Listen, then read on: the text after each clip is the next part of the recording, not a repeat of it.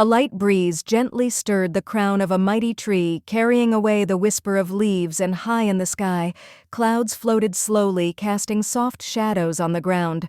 A young man, having settled himself on a thick branch of an old oak tree, lazily swung his leg in the air, allowing himself to drown in thoughts while the shadow of thick foliage sheltered him from the scorching rays of the sun. Below, in a clearing covered in emerald grass, stood a girl, her hair gently blowing in the wind, her voice soft with urgency as she called out to the boy named Gustaf, asking him to finally come down and stop hiding among the branches. The young lady, folding her arms across her chest and slightly frowning sternly, said that the father had been waiting for the boy for a long time and insistently demanded his presence, since too long an absence could cause unnecessary worries and even lead to discontent. The boy, full of thoughtfulness, looked truthfully at the girl, not rushing to react, because he was used to hiding among the branches of mighty trees, escaping from the bustle of the house, striving for silence where his thoughts could calmly flow like a stream in the forest thicket. The nobleman, with difficulty suppressing a tired sigh, quietly said that he would definitely return home soon, although he was in no hurry, and his face, which reflected a variety of emotions, betrayed an internal struggle between duty and the desire for privacy. The girl turned away in irritation, exhaled heavily, closed her eyes, and crossed her arms over her chest, as if protecting herself from disappointment, after which, with a slight bitterness in her voice, she added that she had once sincerely hoped for a warm, trusting relationship with her brother. Gustaf, suppressing his usual stubbornness, reluctantly lowered his head and was nevertheless forced to admit his guilt, apologizing for the fact that he constantly avoided family dinners, preferred solitude, and spent much less time with his family than he should have. But suddenly, as if fate had decided to intervene in the conversation, the boy unexpectedly slipped, lost his balance, and his heart sank when he realized that he was falling down onto the girl, who at that moment was calmly walking on the grass, not even suspecting the impending threat. So the main character died tragically, unable to bear the weight of her own brother, who fell on her from a height. Such was the end. Sudden, absurd, like an evil joke of fate, cutting short her life in the blink of an eye, leaving only an echo of unfulfilled hopes. The aristocrat's eyes widened sharply, as if emerging from the darkness of a nightmare, and immediately realized that she was lying on a luxurious bed, drowning in silk pillows, and the soft canopy above her was slowly swaying from a light draft coming through the slightly open window. The little girl jumped up in panic, exhaled convulsively, looked around, and the heavy blanket rustled as it slid off her shoulders, revealing an elegant nightgown that was completely alien to her, but at the same time strangely familiar. The lady, still feeling the echoes of the horror she had experienced, slowly lowered her gaze, realizing that her previous life was left behind, and her tragic end, filled with pain and helplessness, involuntarily surfaced in her thoughts. The time traveler, having finally come to her senses, suddenly realized that she was now in the body of the novel's heroine, whose fate had already been decided. But this time everything could have gone differently, because now she had become a rich lady. This dazzling beauty was named Ran Romea de Lazia, a girl with refined aristocratic features, mesmerizing green eyes reminiscent of spring leaves, and silky blonde hair. She was the daughter of a stepmother, a woman with a cold heart and boundless ambitions, who, having married a duke, gained a position, but instead of becoming a caring mother, turned into a cruel mistress, sowing fear in the heart of her husband's son. However, the duke himself, a stately and respected man, did not even notice the true face of his new wife, because he was head over heels in love with this young woman, idolized her, surrounded her with attention, not suspecting that behind the sweet words there was a poisonous smile. Blinded by love and not wanting to waste a second, the aristocrat, without hesitation, entered the name of his young beloved into the genealogical books, officially making her part of his noble family, without any doubt in the correctness of his decision. That day, far from the luxury of the palace, the girl sat behind the wheel of a car, confidently driving along the busy streets, not even suspecting that her fate had already been decided, and this path would be her last. It all happened too fast. A loud thud, screeching brakes, blinding headlights, and then she was lying there, lifeless, her eyes wide and filled with terror, frozen in that last moment of awareness as the world around her went pitch black. But suddenly, against all logic, she opens her eyes again, not where she expected, but in someone else's body in front of a mirror, the reflection in which irritates and annoys her, because instead of a kind and noble heroine, she finds herself in the image of the villain herself. The novel she was now forced to live in was called Eternal Love, a book she had written herself at the age of 15 without thinking about the depth of the plot, since at that time it was just a naive teenage story intended for young readers. The girl folded her arms thoughtfully across her chest, deep in thought about how to get out of her own creation, not wanting to be just a bystander in the story that she herself had written and predetermined. Her hand, clutching the door handle, reached out towards it with determination, as if intending to break free from these walls that had wrapped around her so tightly, like a prison not giving her a drop of freedom for her own choice. When she finally stepped outside her chambers, the world around her opened up to her in an unexpected light. Everything looked different than she expected. She realized that she was 7 years before the events of the book's story began, and overcome with anxiety, she grabbed her head. But suddenly a loud voice, alien and unfamiliar, broke the silence, and the little girl shuddered, frightened. Her heart sank sharply, because the world around her became even more unusual than she could have imagined. It was her mother running to her daughter with anxiety and concern, worried about her health, especially after she almost died in an accident that came as a real shock to the whole family. With a slight smile on her lips, Romia tried to convince her mother that she was okay, and that Gustaf was not to blame for what happened, because his fall was accidental and not intentional as she believed. In the original story, the woman gave birth to the Duke's second son, but after that, she began to make life difficult for her own boy, hindering him in every way, and it seemed enjoying the power she received by becoming the mother of his younger brother. Turning her back, the lady said angrily that the boy, this scoundrel, should have been brought up more strictly so that he would not become as careless and irresponsible as he was now in her eyes. His behavior was unacceptable. Romia couldn't stand it any longer and intervened, asking her mother to be lenient towards her brother, even though he was younger, and suggested that it would be better if he were sent to the academy every morning so that he would learn discipline and responsibility. Inside herself, the little girl tried to convince her soul that such actions might lead to the best, because it would be a chance for the guy, and the evil stepmother would not be able to influence his fate if he received knowledge and proper upbringing. The girl continued her way across the marble floor, her little feet stepping quietly, leaving white marks on the surface like little clouds in the endless space in which she and her thoughts were now floating. Eventually, the young man was sent to the Imperial Academy, accompanied by footmen riding in a carriage that rolled slowly through the gates, and this was the beginning of his new journey, moving away from home to gain knowledge and perhaps change his destiny. In the boy's hands was a suitcase with things carefully packed for a long journey, a symbol of his new beginning, a small but important step towards adulthood, and perhaps a better future. The girl standing at the window quietly watched her brother disappear behind the carriage, and a slight joy appeared in her heart. She could not help but think that he had escaped the tragic fate that might have awaited him if he had remained in the house. 4 years had passed since the lady had arrived in this new world, and then one dark day news came that her parents had died in a horse-drawn carriage, their lives cut short in the blink of an eye, leaving a void in her heart. The girl angrily clutched the paper on which was written the news of her parents' death. On that tragic day they had offered her to go visit her brother, but she had refused. She was too ill to leave home and go on a journey. The house was busy with funeral preparations, and the weather was as gloomy as sorrow itself, with rain and dark clouds symbolizing the dark days that lay ahead for the family. The coffins stood nearby as if a harbinger of the final separation from those she had once loved.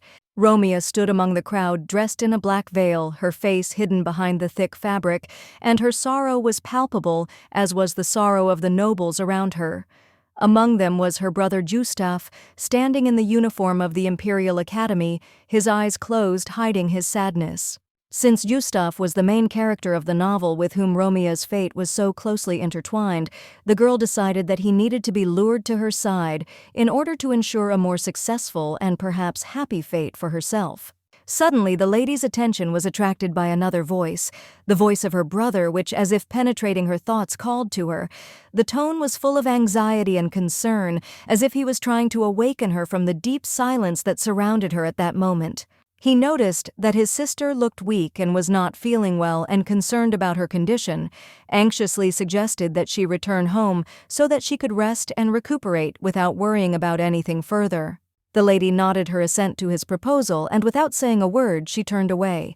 She walked away, leaving her brother behind her steps, soft but determined, and in her soul there were thoughts hidden that she did not wish to reveal. The late Duke's home was a majestic and grandiose castle, with many rooms and floors, every corner of which was reminiscent of the former glory and wealth that once existed in this place, but now remained only in memories. This mansion was a true work of art, created by the hands of none other than a powerful magician who once held a staff in his hands and cast a spell, turning a simple stone building into something magical and unforgettable. Magicians who possessed incredible power and skill always held their magic staffs in their hands, which served not only as a source of magical energy, but also as a symbol of their status.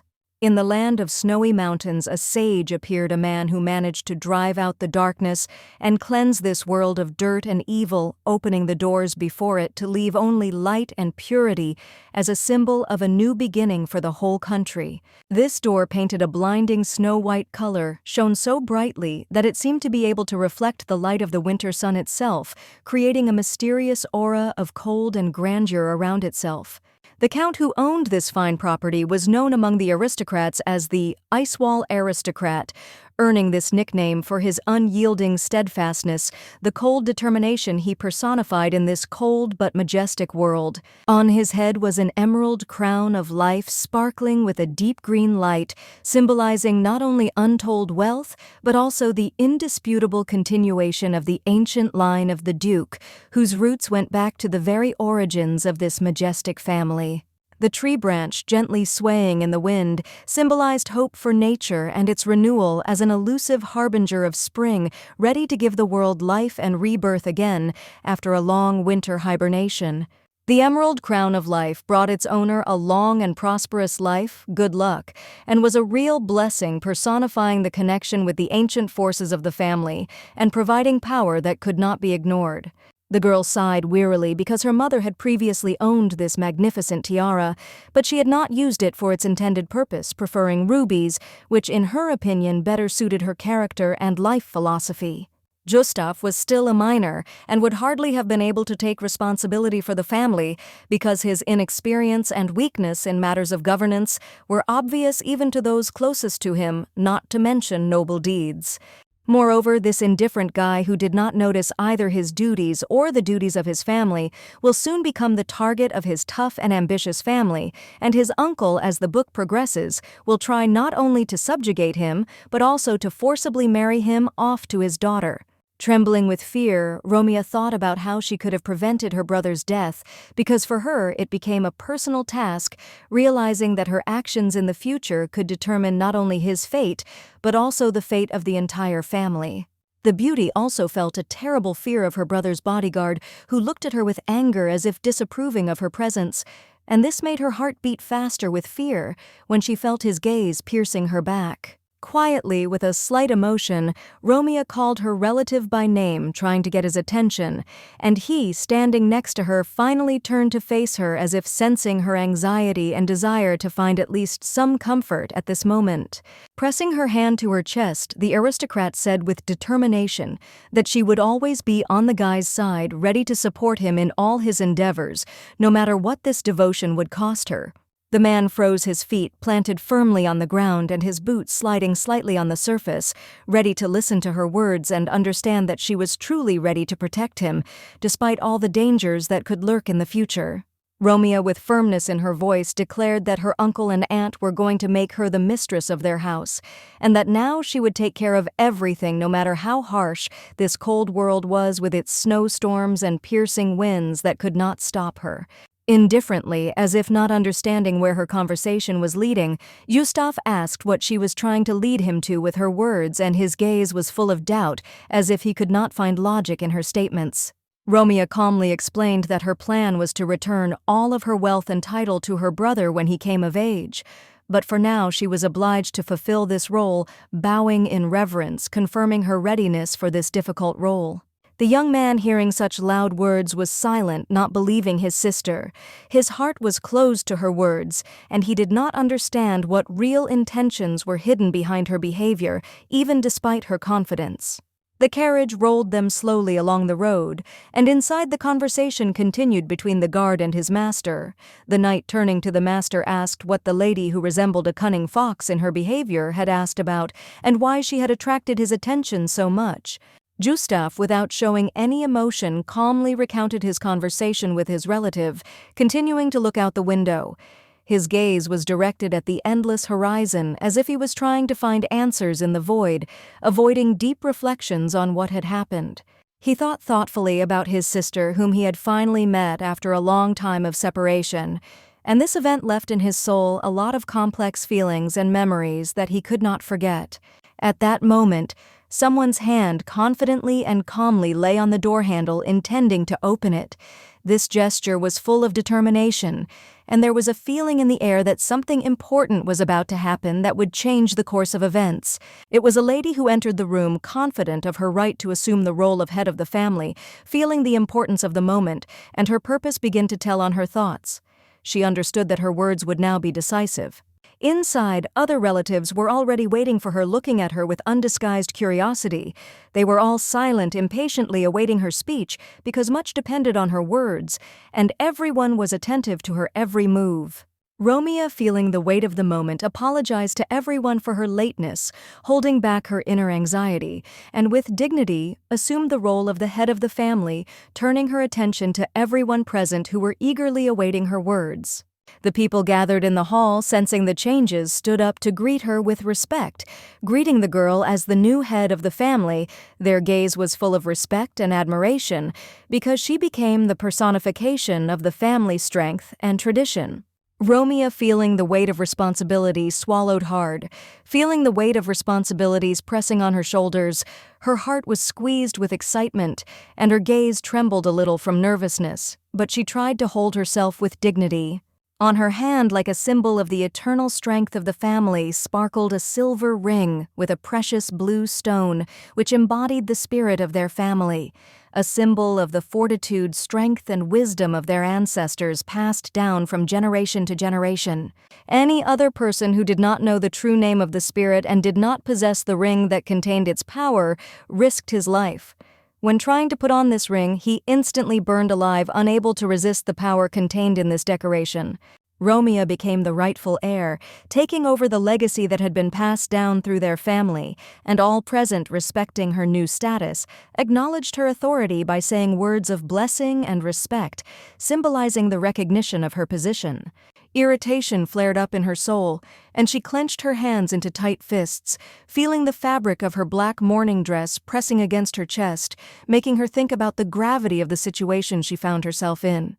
An aristocrat standing nearby, unable to bear the silence, spoke up, suggesting that they get down to business and quickly discuss the topic of the meeting, which seemed to have long since become obvious to all those gathered. Whispers began to spread among the nobles, and they held quiet conversations, confident that the reason for their gathering was obvious, for each of them knew perfectly well that the time had come to discuss important matters related to their common interests. Gustaf, standing nearby, nodded, agreeing that everyone present was aware of the situation, and it was obvious. No one could ignore the events that were inevitably going to happen. The nobleman, with obvious sadness and distress, hid his face in his hands and said with a slight strain that he was very sorry that his elder brother had left this world, passed away, leaving behind a widow whom he loved so much, and now their family was faced with an unimaginable loss.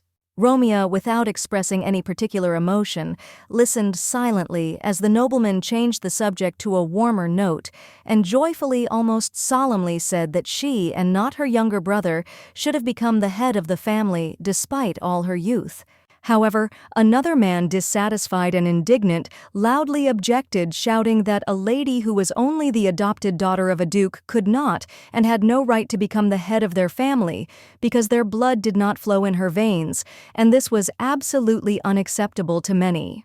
To stop the developing argument, Romeo raised her hand, attracting the attention of everyone gathered. Her gesture was calm but confident, as if she was ready to establish order in the room once and for all, and resolve this issue without unnecessary arguments and emotions. All the nobles, instantly noticing her movement, turned to the lady. Their gazes were directed at her, and a deathly silence reigned in the hall. Everyone was waiting for her words, because they understood that now she would have to take responsibility and show her strength and determination. The girl stood up from her seat, lightly slapping her hands on the table, and looking at those present clearly said that she understood the concerns of those gathered, because her decision was not as simple as it might seem at first glance. Gustaf was certainly still too young to become a duke, and as difficult as it was to admit, much depended on maturity and experience, which he clearly lacked for such an important role in the family and society. However, the lady had previously promised that as soon as her brother came of age, she would pass on the title of head of the clan to him with a smile and honesty in her eyes, which indicated her trust and sincere readiness to transfer power. Loudly and confidently in front of everyone gathered, the beauty announced her decision. She would become the head of the family for only 2 years, and then she would pass this title on to her brother as she had promised, because she believed that he would eventually be ready for this important step. The girl, looking at those present, suggested that the reason for this situation could be her blood, which did not correspond to all the traditions of the family, and extended her hand forward as if inviting them to talk or think about the future. Gustaf, without showing any emotion, and silently looked attentively at the outstretched palm, and taking it in his own, discreetly hid in its shadow, hiding all his feelings in front of the family, who were again waiting for his decisions. With a smile, Romeo politely asked her relative to lend her the ring, confident that the request would not cause any problems, because she always knew how to find the right words to improve relationships, even in the most difficult situations. Gustaf became wary, frowning, looking at his sister with bewilderment and a little irritation. After all, this ring was his family gift, and now he had to give it to her, although this caused him internal contradiction and doubts. Slowly and with obvious caution, the handsome man began to untie the chain that held the ring tightly around his neck. He was not ready to hand over such an important artifact, but he understood that he could not refuse his sister's request. The ring was carefully extended into the lady's hands, the sparkle of the gemstone inside, as if symbolizing the strength and power of their family, was captured in this decoration, which in fact was not just a thing but a part of their heritage. Calmly, with absolute knowledge of her situation, the girl slipped the ring onto her finger, feeling its cold metal wrap around her skin. She understood that, being in her own affair, her actions and words were already predetermined. The decoration glowed blue on her delicate fingers, as if symbolizing the magic contained in her blood, and destiny, reminding her of the strength and responsibility she was ready to take on. The fire appeared with a bright blue flash, and the girl involuntarily recoiled in surprise, feeling her heart beat faster with fear. This moment was so unexpected and unusual that her reaction was completely natural. The aristocrats around, seeing what was happening, began to whisper among themselves in complete bewilderment and shock, unable to understand how a stranger alien to their blood could calmly put on such an important family heirloom without dying from its power and danger. Gustaf was also deeply shocked, his face showing absolute bewilderment, his mouth and eyes wide open, trying to comprehend what was happening, unable to believe that his sister had seemingly survived such a powerful ordeal. Feeling anxiety creeping up on him, he grabbed his sister's wrist, worried, trying to understand what exactly had happened, and why, despite all the danger, she remained unharmed. He was full of questions to which he could find no answers. The good lady, however, remained calm and self-assured, and commanded the spirit of the stone to be at peace, urging it not to be angry or make noise.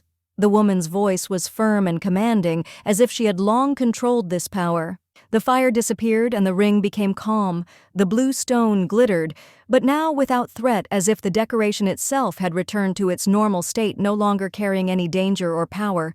The noblewoman listened calmly and with restraint to the animated conversations and loud cries of her fellows, who were perplexed as to how she could possess the ring without being the head of the family. Their indignation could not shake her. She perceived their words as empty noise.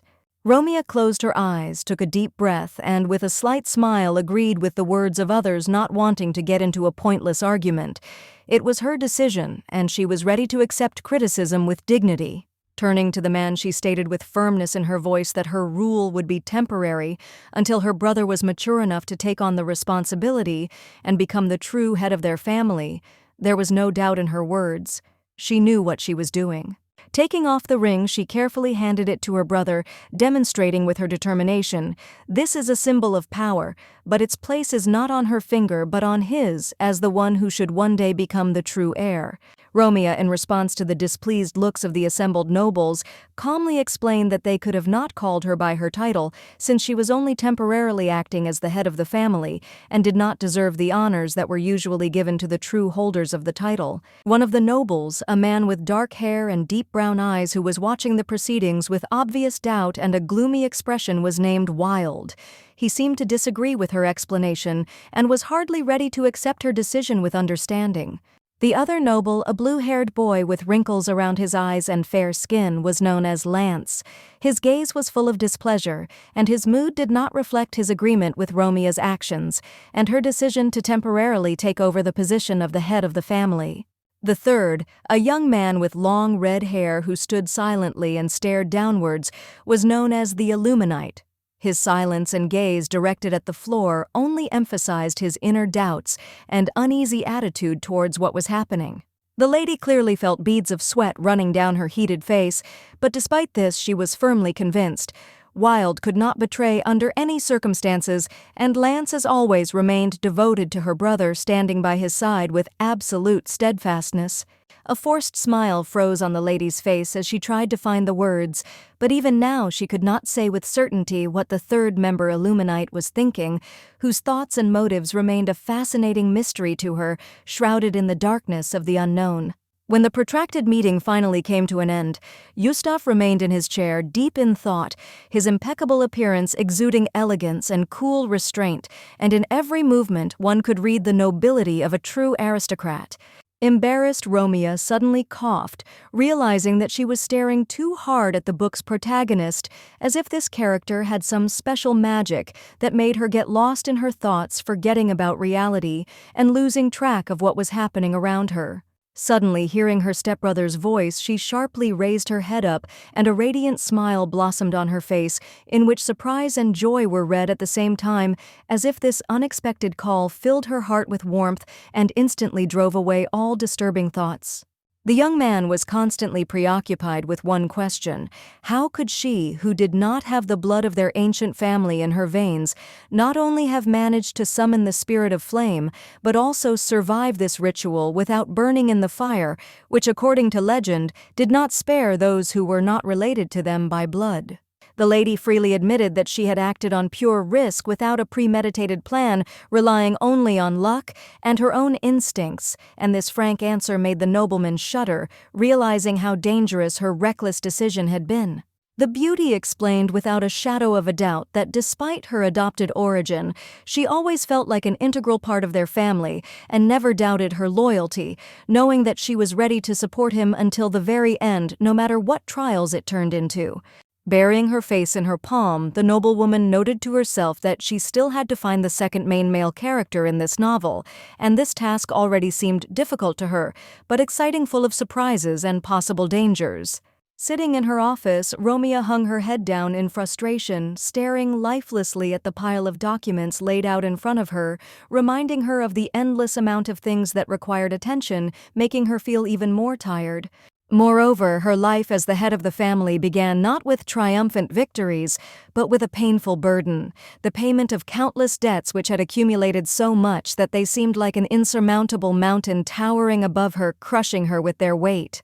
That was why the lady decided to start with the Ice Wall mine, where, according to rumors, a huge amount of rare and valuable magic stones filled with mana were stored, a real treasure that could cover part of the debts. Pleased with her own clever idea, the noblewoman smiled faintly, feeling a drop of sweat running down her face, but this discomfort seemed insignificant compared to the satisfaction that she had found a way to get rid of the accumulated problems. The point was that ordinary magic stones had an extremely low purity level, which made their energy unstable and limited their lifespan, since after long-term use they became dull and lost their natural shine.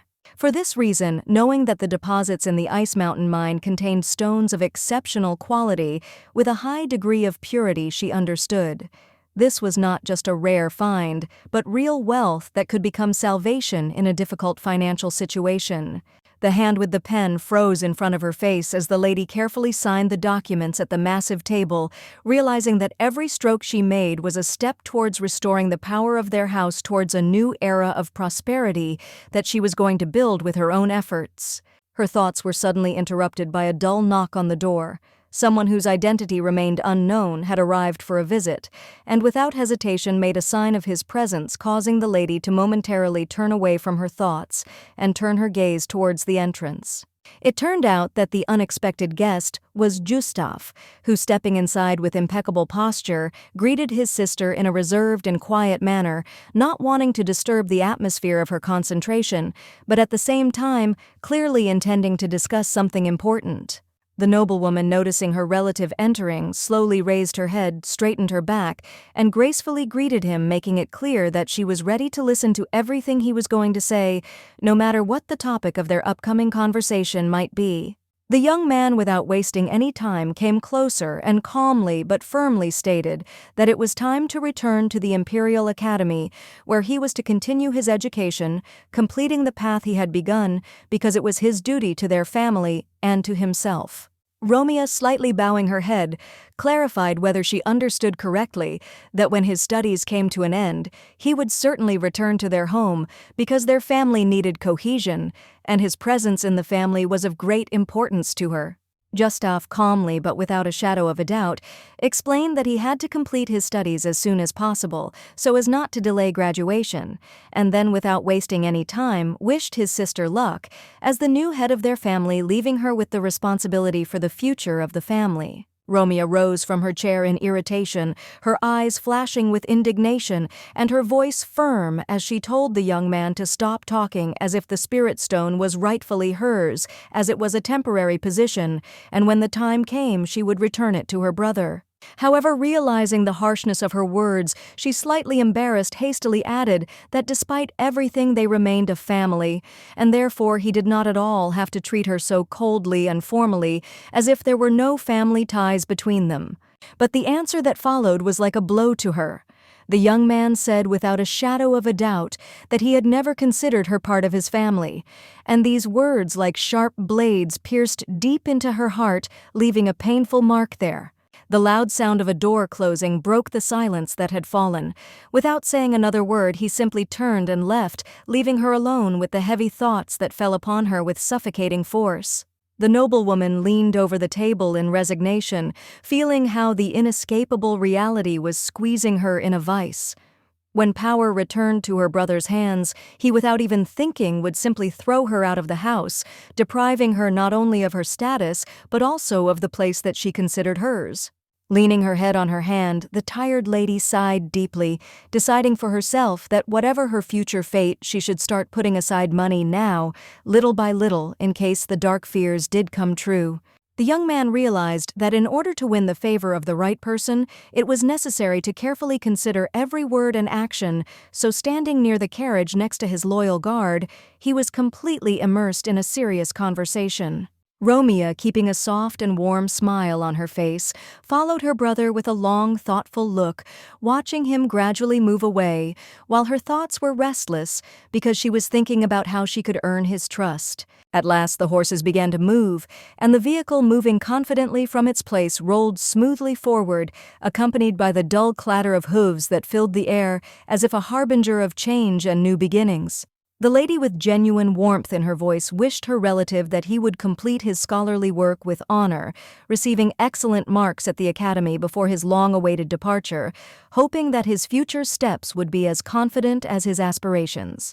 Gustaf, always reserved and unperturbed, allowed himself for the first time a slight smile, barely noticeable but still obvious, which seemed to reveal his hidden feelings and emotions that rarely burst out, forcing those around him to see something alive and warm in him. Lord Ross stood nearby, his figure carved from stone with his hard features and brown hair, and in his hands he held a cane with an ornate horsehead tip which emphasized his nobility and determination. Despite his majestic presence, Romeo quietly spoke words full of hope that she greatly relied on the Lord's support and his help in her brother's absence, knowing that this experienced and steadfast man was capable of helping in any situation. The man, having listened to her attentively, bowed respectfully, before the lady expressing his complete readiness to provide assistance, agreeing with her request. And in his gaze one could read the confidence that he would not let her down, despite the complexity of the situation. With her hands on her hips and determination in her eyes, the maiden headed off to her duties as the head of the family, realizing that there was a lot of work ahead of her, because before her lay a whole array of urgent matters that required immediate intervention and resolution. On the table, full of documents and papers like an inexhaustible stream of business papers, there were many documents requiring signature, and each of them reminded of how many important decisions had to be made so that the family could move forward without retreating. The noblewoman, with a tired look on her face, sat at her desk, her head down, absorbed in thoughts of a long and hard day, because every new document or paper only increased the feeling that the burden of responsibility would never become lighter.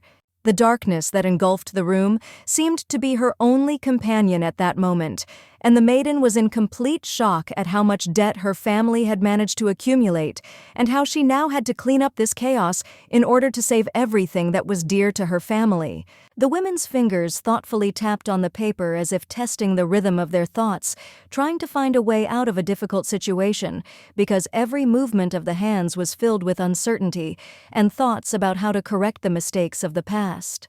The Duke's lands were vast and majestic, but hidden among the vast expanses were tracts of barren, uncultivated land that brought no benefit, only adding to the difficulty of managing these lands. The lady could hardly hold back her tears, realizing that without sufficient food supplies, they could find themselves on the brink of starvation if they did not start planting crops soon and provide the clan with the necessary resources to survive in the harsh conditions. After weighing all the pros and cons, she decided to divide the Duke's duties into 4 main parts, confident that in this way it would be possible to organize all the activities on the lands, and each aspect would be under control, on which the fate of the entire economy depended. The castle, located in the picturesque mountains, looked majestic and impregnable, like a symbol of strength and power, and inside its walls will be full of life, because the managers will be devoted servants who will be responsible for the order and cleanliness in each room. In addition, for effective management, a person will be hired who will take responsibility for all the documents and papers, helping the lady in her difficult task, and will also become a loyal assistant who will ease her burden of decision-making. To ensure the safety of the lands and the castle, she needed to find knights willing to become a military unit responsible for defense in case of attack or other threats, and only such loyal warriors could guarantee the safety of this estate. In addition, a financier was needed who would take responsibility for managing financial affairs, but finding an honest person for such an important position was extremely difficult, since many were tempted by easy money robbing the treasury. Romeo, sitting at the table and staring at a pile of papers, realized with annoyance how difficult it was to find that very person who would not steal money, remaining honest and faithful to his duties, which greatly complicated her search. Turning to the Lord, the maiden asked him to find a worthy knight who could become the chief among others, lead all the armed forces, and whose qualities and valor would not cause the slightest doubt in their ability to defend their native lands. In the end, the assistant who would be responsible for all the documents and papers was chosen to be the maid Elizabeth, a woman with gray hair and intelligent eyes, who, despite her modest role, turned out to be extremely organized and reliable for such an important task. Romeo looked down tiredly and said in a heavy tone that given all their debts and desperate situation, they might have to sell off their lands and give up all their titles to try to somehow pull the family out of this financial hole. Those in the room recoiled in shock, unable to believe that their family was so deeply in debt that it now depended on every decision, every step they were willing to take to survive. The lady picked up the documents, clutching them in her hands, and broke the silence by declaring that all the previous papers were just a deception to hide the real state of affairs, and that in reality their financial situation was much worse than what was indicated in the documents. Taking pen in hand, she began to make calculations on paper with concentration, carefully recording all the amounts and obligations, trying to find at least a small clue to get out of this nightmare that had swallowed up their property and reputation. All the documents with expenses and income were in complete disarray, as if mixed up in a chaotic rush, and each sheet brought new alarming conclusions about how money was leaking out uncontrollably, leading their family to ruin. The noblewoman smiled slyly, making the important decision that they should definitely hire a new financier who would help sort out their affairs and also perhaps return their family to its former state, if he was honest and experienced enough for such a difficult task. Standing up from her seat and walking around the table, Romeo continued her speech, explaining that despite all the difficulties, she also intended to go exploring the northern mountain range in the near future, looking for possible solutions that could help their family. The knight, hearing her words, froze in shock, not believing his ears, because the idea that the young lady was going to go to the cold and dangerous mountains seemed to him completely unfounded and even reckless. The girl calmly replied that this place deserved attention because next to it there was a mysterious snow door that possessed some ancient power, and she was sure that these lands could hide important secrets that they were obliged to reveal. Hot tea was served, and the steam from the cup pleasantly filled the air, stimulating her appetite. But despite this, the drink could not refresh her mind, and she continued to feel tired sitting at her workplace, absorbed in worries and endless affairs. Feeling fatigue creeping up on her, the girl tried to find strength in a cup of tea, but even this warm drink could not cope with the growing tension, which only intensified from thoughts about the future steps she would have to take. Suddenly, her attention was drawn to the voice of a knight standing nearby, who asked if she had sent a guard specifically to explore the mountain range, hinting that his absence might have been due to a desire to get rid of his friend, which seemed to bother him quite a bit. The man looked clearly displeased and even alarmed, believing that his friend might have been involved in some kind of dangerous adventure, and expressed his displeasure, not believing in the lady's harmless intentions. Romeo's head snapped up, listening to his words in surprise, as she learned that there really were monsters living near the door that she didn't know about, and this information came as a real revelation to her, opening up new dangers. After this, the lady laughed awkwardly. She thought it was cute how much the Lord was worried about his friend, and trying to dispel his worries, she hastened to assure him that everything was not as he thought, and that she had no hidden intentions. She remained seated in her chair, but there was confidence in her voice as she stated that she believed in the knight's commander and his strength, confident that he would be able to handle any difficulties that lay ahead. Frowning, the man added that it seemed as if Romeo knew in advance everything that would happen, that her confidence and calm were somehow connected to the fact that she had information about the future. In fact, the lady was deeply upset because despite knowing the future, she could not prevent the death of her family, and this helplessness tormented her, reminding her of all the things she could not change. The sunset stretched across the horizon, and the rustling leaves of the trees, as if playing with a light wind, added a quiet sadness to this moment, as if nature itself was experiencing with her something that could not be changed. Placing the cup of tea on the table, the maiden reminded herself that she intended to do everything to ensure that her brother suffered less than in the original version of the novel, because she could not allow herself to repeat the fate that awaited him in that world. The knight still doubted the noblewoman's words, even when she confidently stated that she had no intention of becoming family for her relative and interfering with him in any matters, because her intentions were much more complex and multi-layered. As the knight, with his attentive gaze, continued to stare at Romeo, she, feeling awkward, turned away and decided to focus on sorting through the documents, trying to hide her inner feelings and cope with the moment. Suddenly, in this tense moment, there was a loud and insistent knock on the door, which broke the silence of the room, attracting the attention of everyone present and asking questions about what could have led to such an unexpected intrusion. The girl shuddered in surprise, her heart froze, and despite her anxiety, the knight, immediately noticing her reaction, headed to the door to find out who was breaking into their office, thereby interrupting the moment of painful silence. When the knight opened the door, the girl's uncle stood in front of them, entering the office with a rather angry expression on his face, loudly greeting his niece, leaving her perplexed by his sudden appearance and the wariness in his gaze. The lady, without losing her composure, sat down in a chair at the table, inviting her uncle to sit opposite her, gently asking what had happened for him to come with such an expression on his face, as if the anxiety in his words and actions hid something important. The man briefly replied that before moving on to the main topic, he would first like to appoint a new guard for the noblewoman who would replace the old one, considering that the current protector was not coping with the task properly.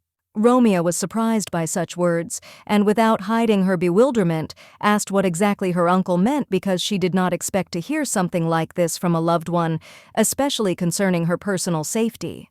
The nobleman, repeating his words, insistently emphasized that the lady needed a real protector and not a semblance of an old guard who could not provide her with the proper level of security, which greatly upset Romeo.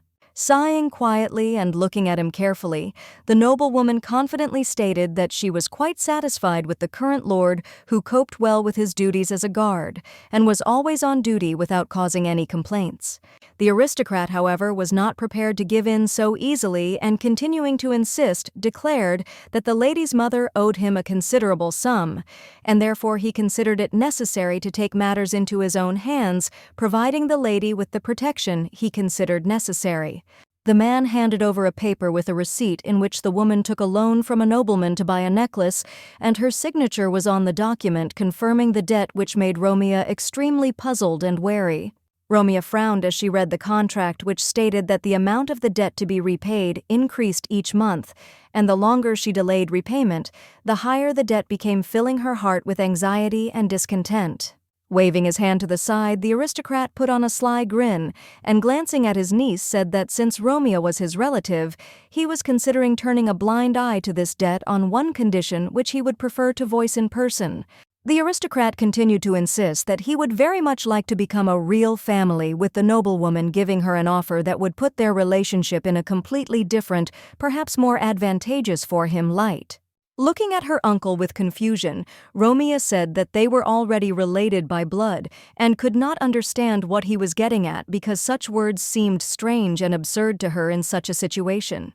The nobleman suddenly laughed loudly. His laughter was full of confidence and victory, and finally he frankly said that his true desire was for the lady to agree to marry his son, no matter how great the debt. The girl's face darkened. She could not believe her ears, and a feeling of disappointment and horror arose in her soul, because this son was Robbie, a huge drunkard and scoundrel who loved the attention of the ladies, causing pain to others. After all, this son was Robbie, the biggest drunkard and lover of girls who led an unbridled life, preferring eternal entertainment and the attention that his carefree actions brought him without thinking about the consequences. The noblewoman, clutching her head in her mind, could not find a solution, sitting in complete confusion. She did not want to marry such a scoundrel, but at the same time she could not simply refuse it, knowing how it could affect her family.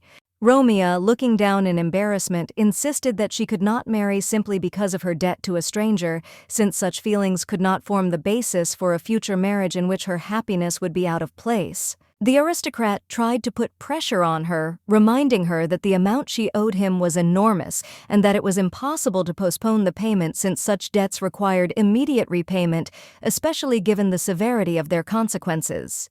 Soon evening came, and their conversation dragged on for long hours, while the sky outside the window darkened and the light from the street lamps flickered in the emptiness of the night, adding an atmosphere of tension to this difficult conversation. The girl was surprised when the Lord Knight entered her office with a stack of documents, still as serious and focused as before, with an important mission that had to be completed immediately. The man, looking at his watch and realizing that it was already deep into the night, suggested that the lady rest and that the continuation of the business conversation be postponed until the morning, since, in such a state, it would be unproductive and unwise to continue. The lady sleepily stretched, raising her arms up, and only then realized how quickly time had flown by, because despite her fatigue, her thoughts were occupied with important matters, and she did not notice how the night was gradually replaced by morning light. Romeo had previously ordered the guards that when they spoke with her uncle alone, he could eavesdrop on their conversations through the chimney to ensure the honesty of his words and intentions, which also served as protection for the girl herself. Coughing into her hand, the girl added that in this way she wanted to get double confirmation from the guard, so that he would be sure of the need to maintain complete transparency and therefore had every right to be a witness to their conversation. The knight remained silent at this, stunned by such an action on the part of the lady, because he did not expect that she would decide on such a risky step that could affect trust, but at the same time he could not help but admire her determination.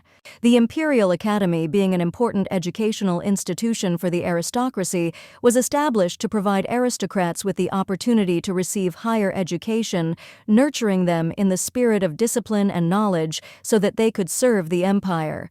The sound of footsteps on the marble floors of the academy echoed in the corridors, reminiscent of the grandeur of this place, where every sound seemed to be part of the integral atmosphere of school days, filled with knowledge and future decisions.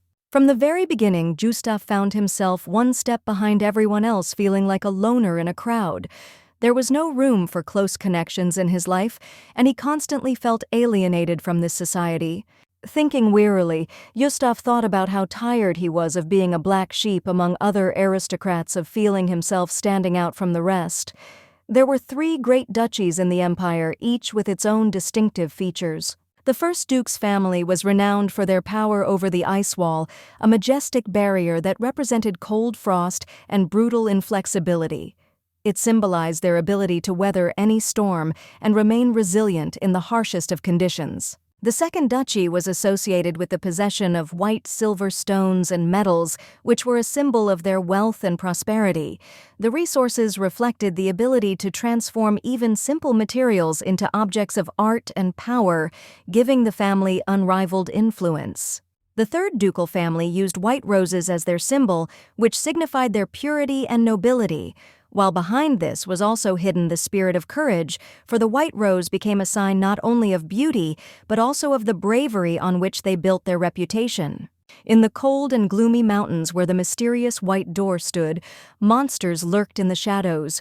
Creatures innumerable in number filled the icy expanses with their ominous presence, leaving only destruction and fear in their wake. The stern Gustaf despised the attention that was paid to him, as if he were not just an heir, but also a harbinger of a future hidden among the icy mountains, which filled his heart with inexpressible irritation and disgust.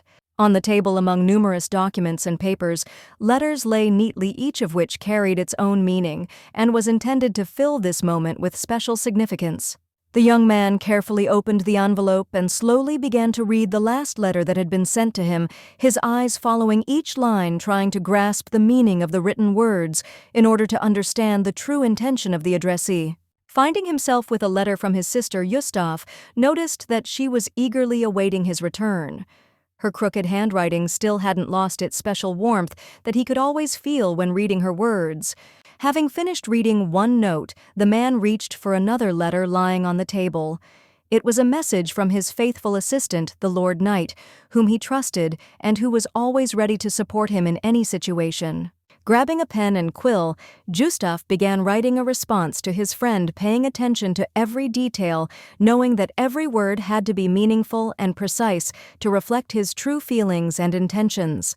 After the day when he accidentally fell on his sister, she, upon awakening from her healing, changed her character and manners, dramatically becoming completely different from before, as if a new, more determined personality had awakened.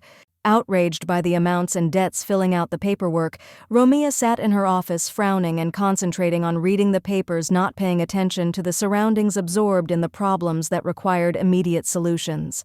There was a cup of tea on the table next to her, from which aromatic steam rose, filling the air with pleasant notes, but even this soothing smell could not dispel the oppressive atmosphere that reigned in the room. The day quickly turned to evening, and the sunset slowly filled the sky with soft, warm hues, as if nature was preparing to rest. And the castle, standing majestically against the backdrop of this magical landscape, seemed frozen as if in a frame of slow motion. The lady, looking up from her work, blinked as her guest entered, his voice soft and solicitous, as he asked how she was feeling on this quiet and peaceful evening. It was Lord Blaine come to visit his mistress, and his presence filled the room with an unusual, slightly tense calm, as if he were not only a guest, but also a bearer of important information. Taking the cup in her hands, the maiden asked if the interlocutor had made any progress in the work she had assigned him earlier. Her voice was soft, but there was an insistence and expectation in it, as if she was ready to hear an important report. The man agreed, sliding his man gloves on his hands and handing her a basket, which, despite the top layer of fabric, was unclear as to what exactly was hidden inside, arousing curiosity and interest in the lady's eyes. Then, looking at his face, the knight added that they had not found a precious stone or crystal, but something completely different, something obscure, which filled his words with additional mystery and intrigue, as if the object itself was no less important than its discovery. The lady agreed with his conclusions and said that she already knew about it since they had found a mana stone, a rare and powerful substance that would open new horizons in their research and could be the key to something greater. The knights were shocked by this answer because the mana stone was an extremely rare element, and finding it in such quantities was almost impossible. The discovery seemed like a real miracle that could turn all their ideas about magic and powers upside down. The crystal they found was of a tremendous level of purity. Its surface was transparent and amazingly beautiful, as if the light itself was penetrating through its facets, illuminating everything around it, and causing everyone who looked to hold their breath in delight. The knight stared down at the stone thoughtfully, having only seen small mana stones before, and this discovery stunned him, making him think about the possibilities that would open up before them with such a powerful artifact in their hands. Happily, the noblewoman declared that this discovery would help them cope with their debts, improve supplies, and gain a lot of money. Her voice sounded confident, as if she had already seen how their lives were changing for the better thanks to this discovery. With a smile, Romeo continued to thank the knight for his excellent work, acknowledging his efforts and professionalism, which further strengthened their cooperation and showed how important it is to trust in loyal allies. The man bowed politely, accepting the praise from the young noblewoman, his face expressing modesty, although inside he felt pride for successfully completing a task that could bring significant benefits. After that, Romeo frowned and, folding her arms across her chest, wondered where she could find rich clients who would be willing to pay good money for their valuable find and become her new allies in business. She decided to choose the Golden Rose from all competitors because it was the most profitable for sales, had a high reputation, and provided excellent conditions for sales, which significantly increased their chances of success. After which she explained that this was the best choice because rare magicians lived in the Golden Rose, and there one could not only find the right people, but also conclude profitable trade deals, which would open up new horizons for them. The man frowned, feeling that the lady somehow knew too much, although she should not have been aware of such details. This alerted him, making him think that her knowledge might not be accidental. In the original book, Romeo accidentally found herself in the snowy mountains and found a white door there, which became an important turn in her story, opening up mysterious possibilities for her that would later play a decisive role in her life and destiny. At this point, when the disappearance of her daughter became a mystery, the evil stepmother blamed her poor adopted son for it, and everyone who was around began to hate him, blaming him for what happened, not knowing what really happened. Taking up a pen, the noblewoman loudly declared that she was going to write 2 letters, one for her brother and the other for the Golden Rose, planning to immediately resolve several issues that had long required attention. She paused for a moment and sighed, realizing that she also needed to find a second lead, which was no easy task since each character in her plan needed to have their own unique role and key importance. The man she was looking for was a slave who would soon be forced to participate in illegal sword fights, and his fate became intertwined with Romeo's, creating unexpected twists in their future interactions. However, before moving on to other matters, Romeo wanted to protect her brother because in 2 years he would become the head of the family, and at that moment she realized how important it was to ensure his safety and support him in preparing for this responsibility. The handwriting on the letter was terrible, and among the lines Romeo noticed a phrase demanding that someone be brought. This was extremely alarming because she knew that such orders did not bode well and could affect more than just their family. Having received the message from his sister, Gustaf thought about it because there was something important in the letter that could not be ignored, and he remembered that he had one free person who could be involved in this matter to help the family. His hand tightened on the paper and he thought nervously about how the difficult situation with the lady, the head of the family who was still young and had only recently taken on the responsibility of the family, could affect their future since she had important decisions to make. But earlier Romeo said that she found mana stones shiny and expensive, which greatly surprised everyone, since such rare finds could become the most important asset and change the position of their family in the world of magic. The guy squeezed the ring on his neck, playing with it with his hand, as if trying to find peace and hiding his feelings. He squeezed it in his fist as if trying to hold something important inside himself and not allowing emotions to come out. After this, Gustaf raised his hand to his lips and kissed it thoughtfully, carefully, keeping his gift of heritage safe, for he knew that this gift, if it fell into the wrong hands, could become dangerous not only for him, but for the entire family. It was a terrible dream in which everything around seemed unreal like fog, and people were only a shadow flickering in the background of his consciousness. Gustaf became the head of the family, and in his hands was heavy power. He passed the death sentence for his once beloved sister. The girl was pressed against the guillotine, her neck lying in the notch, awaiting her inevitable fate. The woman's heart was pounding wildly, and her eyes were burning with horror, as if realizing the hopelessness of her fate.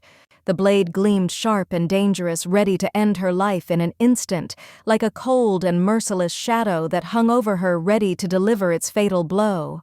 The lady was shaking all over with fear. Her body was not obeying her, and every breath she took seemed too loud, as if the whole world was holding its breath at this decisive moment when she realized that her fate was in the hands of the one who stood in front of her. Romeo woke up in her bed, overcome with fear.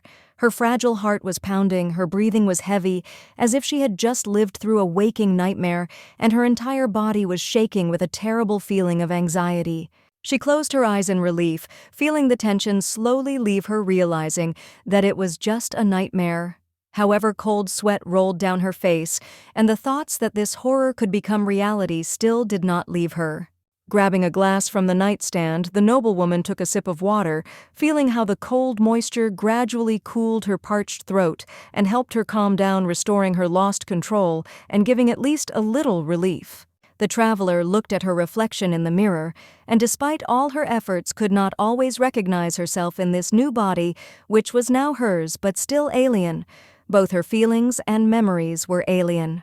When her mother was still alive and hugged her, the girl felt warmth and care. But now in this body she only vaguely understood that these were not her parental hugs, but someone else's, like a body and life that she took for herself, having no choice. The full realization that she had gotten herself into someone else's story came to her when Gustaf knocked on the door to ask for forgiveness, and that moment, like a bolt from the blue, confirmed her terrible suspicion. She was no longer herself. When the noblewoman who belonged to an aristocratic family saw the boy for the first time, she was in complete shock, not expecting to meet the main character of the book, about whom so much was said and who turned out to be completely different from what she imagined. His face remained completely impassive, showing no signs of guilt or emotion, which only further confused and alarmed her, making her wonder what was hidden behind that cold mask. When his hands carefully hidden behind his back finally came into view, the noblewoman noticed bruises and scratches that seemed to be traces of numerous experiences, and this sight only increased her anxiety and desire to understand what was happening. It was the virgin author of the book who had created this young man, invented his fate and history, and now looking at him before her, she felt deep guilt realizing how her fantasy had brought down on him all this burden that he would have to bear. Barefoot and quietly, as if in thought, the lady headed towards the door, hearing her voice proclaim the joyful news that they had finally found such important and rare mana stones that could change their future. As she walked towards the open window, trying to think positively, hoping that all the difficulties were behind her, and ready to meet with the Golden Rose representatives to discuss the next steps and strengthen her position in this important matter. Unexpectedly, clapping her hands in front of her, the aristocrat mentally turned to God with a request that the important business meeting would go well and that the contract would be signed because this could change their future and destinies. The magnificent ice palace with its stone walls and majestic roof stood among the mountains like a sparkling jewel surrounded by pristine nature, which gave this place a special beauty and grandeur. Romeo was dressed in an elegant new white dress embroidered with yellow flowers and acted reserved and serious, knowing that the guests were about to arrive, and she had an important decision to make at that moment. Suddenly, Rabati appeared before her, a beautiful elf lady whose dazzling beauty seemed to overshadow everything around her, and with a polite smile she greeted the mistress of the house, uttering words full of respect and nobility. Romeo was shocked by the beauty of her interlocutor. Her eyes opened wide, and she could not hide her admiration, feeling how the elf in front of her was the embodiment of grace. Her appearance seemed to embody an elegance that could enchant anyone.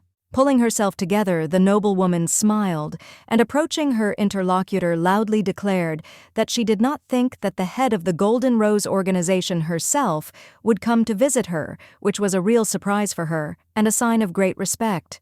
The beauty politely introduced herself, and then slightly waving her hand towards the chair, invited the girl to sit down next to her.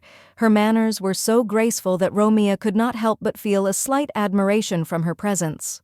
On behalf of her family, the lady sent a letter mentioning the Mana Stone, which was believed to be so important to their future affairs, and now she hoped that this discovery would help strengthen their position and solve their financial problems. Upon seeing the artifact, Rabati was in complete shock, as was her colleague Comrade, who also could not believe his eyes. They both began to carefully examine this extraordinary specimen of crystal with surprise and bewilderment, unable to comprehend how valuable the stone found was. Romeo politely poured tea for her guest, her movements smooth and careful, emphasizing her respect for this visit in which she hoped to find ways for further cooperation. Rabati smiled in response to the gesture, but deep down she thought that her interlocutor should not be underestimated because she was the head of an important aristocratic family, and her influence could be decisive in their negotiations.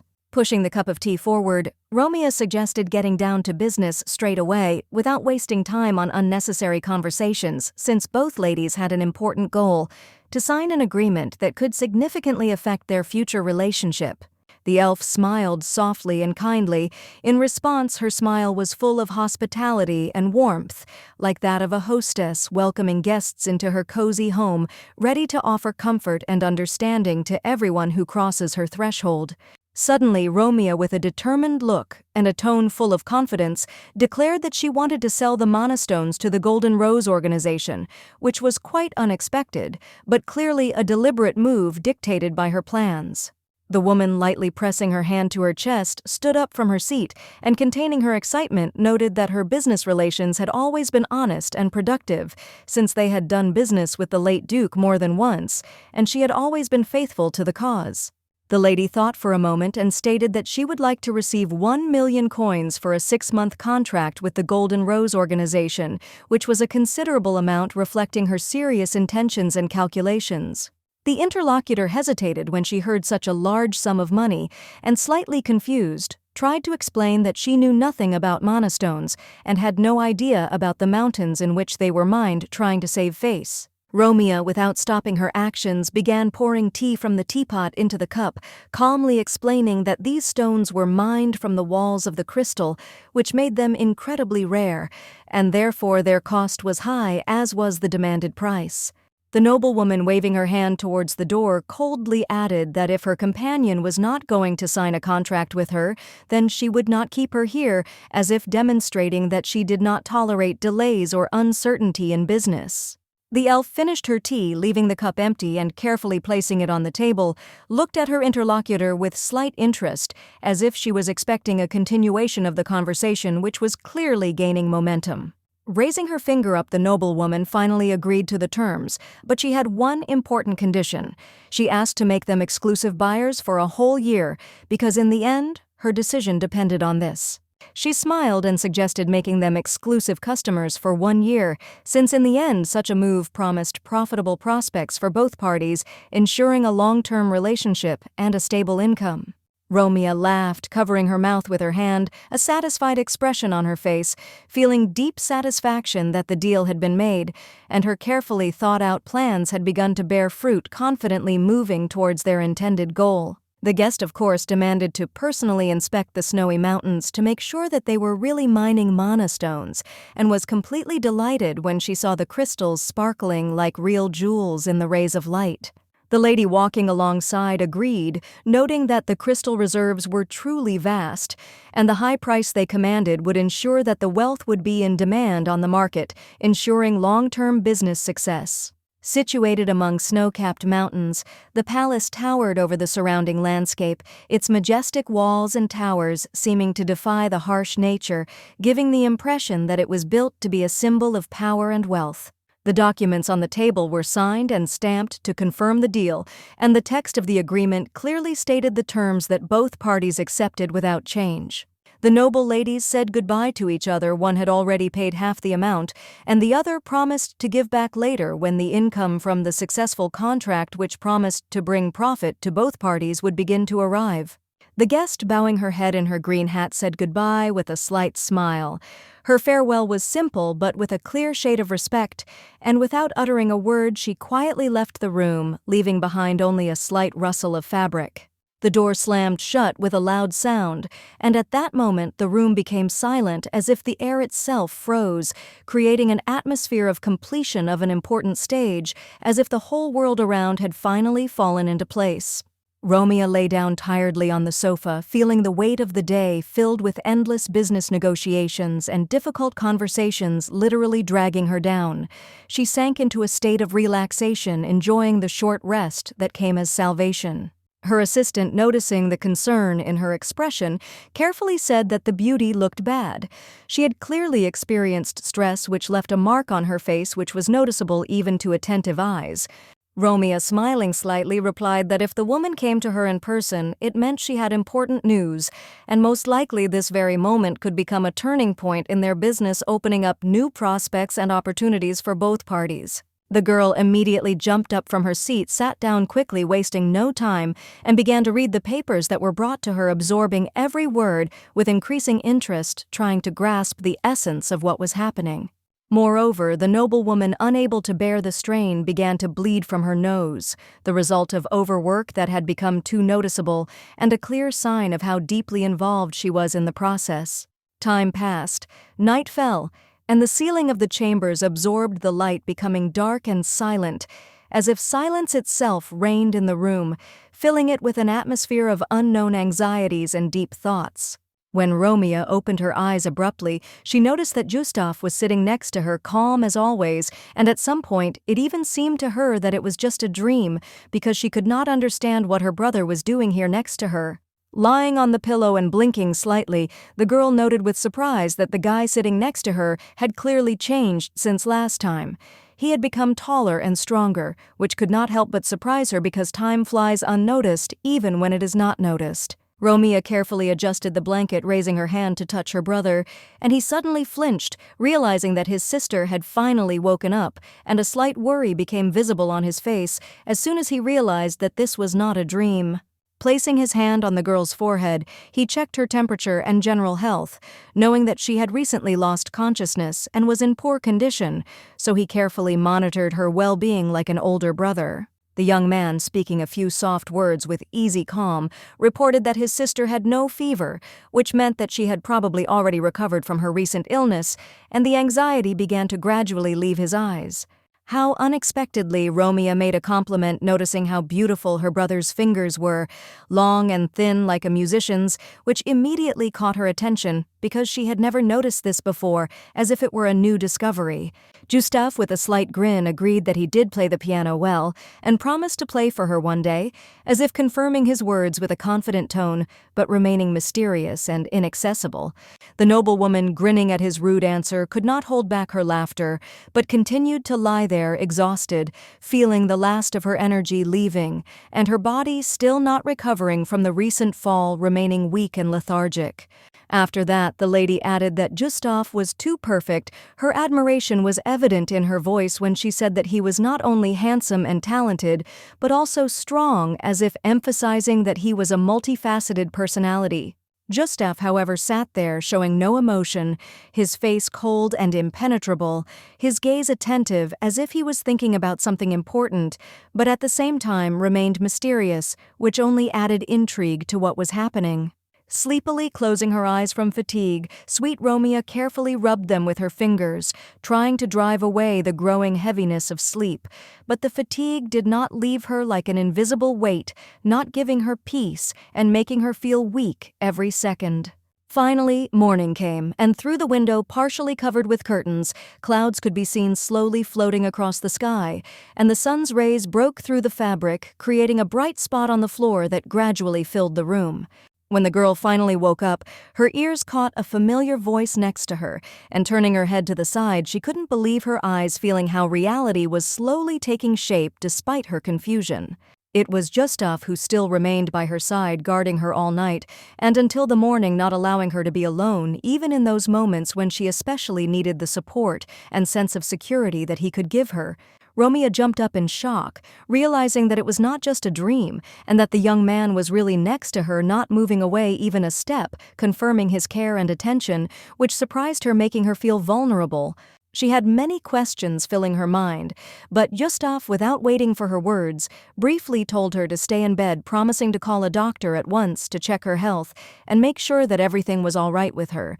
A hand pulled sharply on the rope, and the ringing of the bell echoed throughout the house, summoning the servants to come and do their duties, filling the room with a sound that always brought order and demanded attention. The man frowned, his thoughts returning to the girl's words and her request in which she asked him not to kill her in her sleep, and he wondered, was she really afraid of him despite all their relationship and circumstances? Romeo had tried calling her brother's name several times already, but each time his response was quiet and invisible, as if she was turning into emptiness, and the anxiety inside her only grew stronger from his silence and lack of response. Finally, Gustaf, with slight irritation, explained that he was simply passing by her chambers, and having decided to look in, he could not ignore her condition, that he was not only nearby, but also felt that her concern must be something important.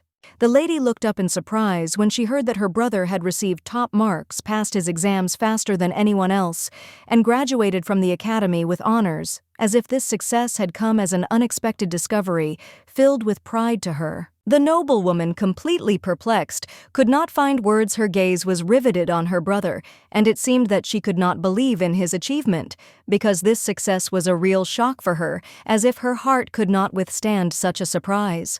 Romeo smiled widely, her voice shaking with admiration as she said how incredible and amazing her brother was. The blush on her cheeks, a clear indication of how proud she was of his accomplishments.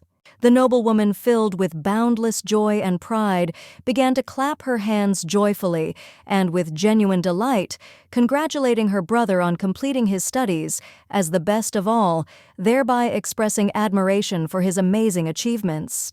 When the doctor arrived, he explained that the patient had overtired herself too much, which had led to her fainting, pointing out the need to pay attention to her condition and carefully recover from such a strain. With a smile on her face, Romeo responded to the recommendations to rest more and eat right, but soon admitted that she was unable to do so because she was overloaded with things to do, because her life was full of obligations and worries. The healer sighed heavily, fully aware that the girl was stubborn and did not want to listen to his insistent recommendations despite the obvious signs of her overwork, which only increased his anxiety and concern for her health. The noblewoman sat down on the bed full of determination, intending to finally get up and start a new day, feeling how every movement was accompanied by a slight tension, because her tired body demanded the rest that it so needed. Her bare feet felt soft against the carpet, and her thin ankles swayed slightly as she tried to stand, as if an invisible weight was reminding her how important it was to allow herself a little rest. With annoyance and a slight reproach in his voice, Gustaf noticed that the doctor had strictly ordered her to rest and not to get up, not hiding his concern, because he knew very well how stubborn his sister could be at such moments. Raising her head, the lady explained with determination that as the work had only just begun, she had no right to take a rest, believing that her duties required immediate performance despite her tired state. Gustaf, not wanting to listen to her excuses, firmly placed his hands on his sister's shoulders and gently but firmly pressed down, forcing her to sit back down on the bed, clearly not wanting her to continue to be stubborn. Finally, the girl, no longer having the strength to resist, lay down on the bed again, her head touching the pillow with relief and a soft sigh, and her whole body was filled with the long-awaited feeling of peace and tranquility that she needed so much. The guy suddenly broke away from his thoughts and loudly declared that they had agreed that if he got good grades, he would return home and quickly become the head of the family, continuing his path to success and leadership in the family. The blush on the noblewoman's face became even more noticeable as she realized that her brother had indeed been in her room the night before, and her embarrassment was heightened by the thought that he had witnessed her vulnerability at that moment.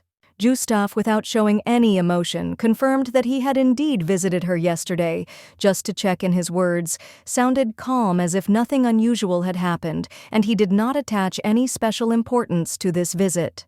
The noblewoman, feeling her face blush shyly, lowered her gaze to the blanket, feeling a shudder run through her body, not knowing how to properly react to this unexpected confession.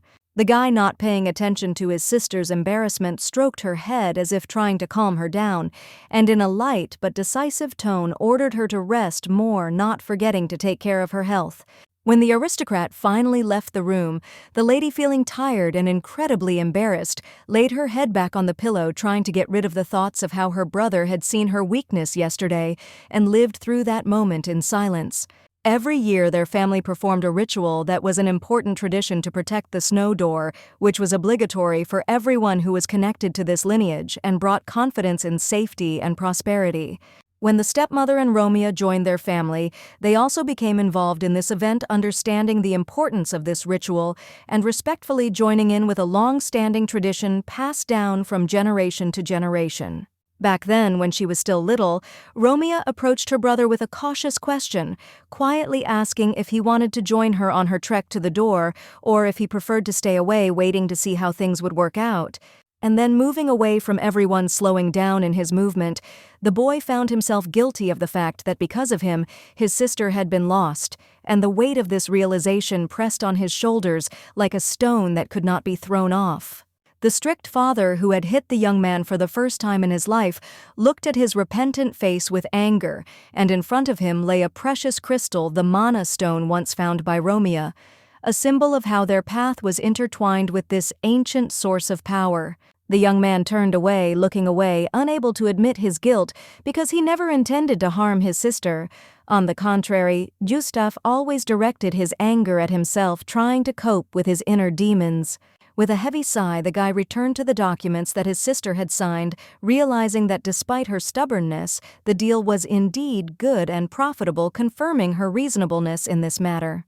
He then handed the papers to his assistant, carefully checking that all the terms of the contract remained unchanged, and convinced of the necessity of maintaining honesty, he intended to maintain justice and obligations as previously agreed upon. Zhenya's maid slightly hesitantly said that she was still looking for a financier for their family, trying to hide her confusion because this issue was not only important, but also required an urgent solution to maintain stability. She hesitated, and then cautiously inquired about the lady's well-being, because despite all her efforts, Romeo was still in a weakened state after coming to after fainting, and concerns about her health could not go unnoticed. Gustaf, closing his eyes in fatigue, explained that Romeo was simply very tired, and therefore fainted, emphasizing that it was not something serious, but still required time to recover and rest. The tea in the cup in front of her looked terrible. Its dark color and pungent smell seemed to emphasize all the discomfort of the situation, and against this background, even a hot drink could not be a consolation for those who were worried. Not particularly wanting to drink the strange liquid, the lady asked whether it was really necessary to take this medicine to the last drop, since the smell and taste made her doubtful, and her weak condition did not encourage her to feel better. Having taken the prescribed herbs, the noblewoman, barely closing her eyes, fell back onto the bed, but despite her fatigue, she could not fall asleep because her thoughts were occupied with something important and disturbing, which did not give her peace, although her body desperately demanded rest. Without thinking for long, the beauty put on her shoes and headed to the library, her steps on the floor with the dull sound of her heels breaking the silence, and thoughts were spinning in her head that she needed not just to rest, but to sort out the situation that was bothering her. In the library by the window stood kind Elizabeth, who, seeing her mistress, suddenly shuddered from such a surprise, not expecting a woman's visit, because her visit to the old library was a complete surprise for her. Romeo ran up to the woman and, with interest in her eyes, began to discuss with her her brother, who had returned from the academy so quickly and seemed to be busy with some important documents, as she assumed, although she herself did not know all the details. As soon as the lady froze, hearing a voice behind her, stern and unyielding, which reminded that if someone dared to talk about him, it was better to do it right in his face and not behind his back, the girl could not remain indifferent. Without wasting any time, she stood up for the maid, stating that she was absolutely innocent because she was only following her orders, and there was no point in blaming her for what happened because she had not the slightest fault in it. A few moments later, the servants hurried out of the room and the young noble couple were left alone, finally able to talk in privacy without prying eyes that could interfere with their long conversation. The man, with obvious curiosity, looked at the noblewoman and suddenly asked her what kind of clothes she was wearing because he had never seen her in such an outfit before, and this surprised him a little, making him think about the reason for her unusual choice. The girl, a little embarrassed, explained that it was comfortable and practical clothing for going to the library, but the young man, misunderstanding her words, took it as a hint that he was not doing his job well, and frowning sadly, asked if she did not believe in him. Romeo, noticing his sadness and bewilderment, hastened to correct the misunderstanding, assuring him that everything was not so at all, and that on the contrary, she had immense faith in him. She apologized for allowing herself to discuss him behind his back and did everything to clarify the situation. The young man, grabbing her hand and feeling how she was shivering from the cold, insisted that she follow him because he needed to somehow warm her up and make sure that she did not feel bad at such a cold moment. Passing by his knight, who continued to follow them, and leading his sister behind him, Gustaf ordered the senior guard to immediately light a fire in the fireplace to warm her and not let her remain in the cold any longer. He moved the chair with his hands, inviting his dear sister to sit next to the fireplace, assuring her that she would definitely not get sick, because the warm fire would warm her and protect her from the cold, which could cause a cold. The fire burned brightly, emitting a warm glow that danced on its tongues like living fiery creatures consuming the wood, turning it into coal, and leaving a cozy atmosphere around. The girl stretched her legs forward, feeling the icy cold penetrate deeper, beginning to pierce her to the very bones. With each passing moment, she became more and more aware that she was indeed frozen, without noticing how her body had lost its usual warmth and vigor. The nobleman quickly understood what was troubling his sister in this conversation, and turning to her, gently asked if she had thought about her wedding, since this might help to understand what was troubling her soul. Romeo sighed heavily and, after a short pause, agreed that her future husband, according to her uncle's will, was to become a drunkard and a debauchee, which made him a completely unsuitable candidate for her. The young man, quietly with obvious interest, asked if the young man were normal, would the lady be able to agree to marry him, because sometimes circumstances can change everything, and even those who decide to take difficult steps are looking for paths to happiness. Upset, the noblewoman lowered her gaze to the floor as if trying to hide her soul, and replied that she did not have much of a choice. The debts had to be paid off somehow, and there was too little hope for a bright and good marriage to believe in anything better. The noblewoman sat upright in her chair, her gaze enchanted by the flames that danced slowly in the fireplace, her face illuminated by its warm tongues looking as beautiful as if she had become part of this magical light. The man couldn't help but pull her towards him, gently touching the noblewoman's silky hair, with his fingers feeling his palm glide over its incredibly soft texture, and his gestures became more and more gentle. Romeo smiled, thinking that her hair was just tangled, and her brother decided to help her untangle it, showing her concern that she didn't even expect, because this was the moment when simple attention became so important. The guard standing near the door watched the young couple, surprised at how soft and warm his usually stern and cold master could be, because he was always so formal and reserved, but now showed such tender attention. The man looked away embarrassed and coughed, trying to hide his awkwardness from the behavior of the lady and lord, who behaved as naturally as if they were real spouses, and this only emphasized their harmony. They were chatting sweetly, not paying attention to those around them, acting like a couple ready to become spouses.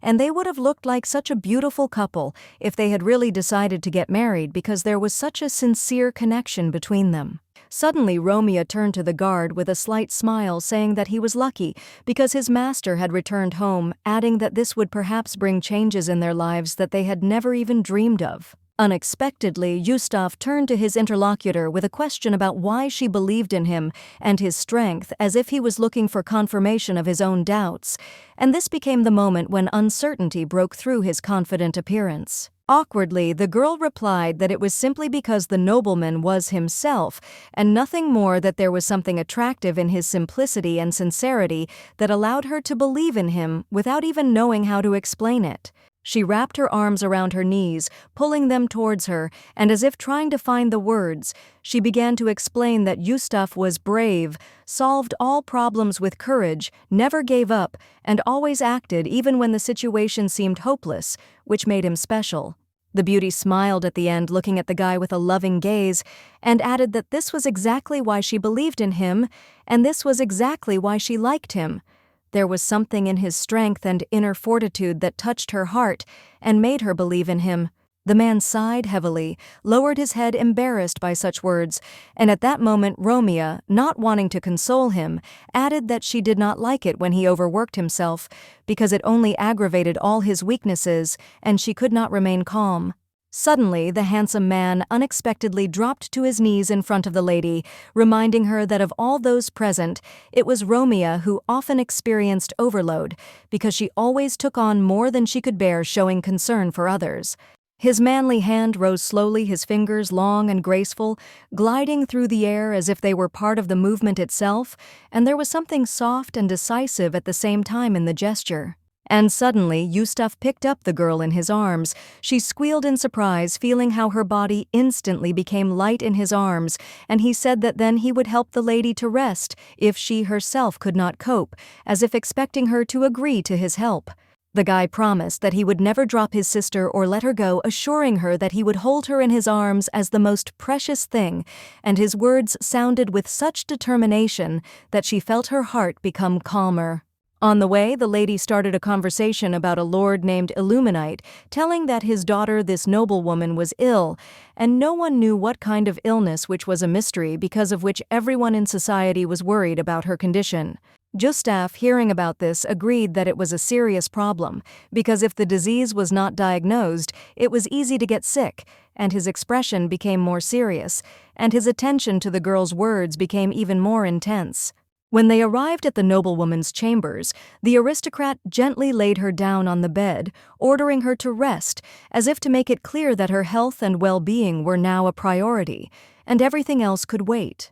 After which the young man smiled tenderly before leaving his gaze full of care and warmth, and after saying goodbye to his sister, he made sure that she was comfortably settled before leaving her in her chambers to rest.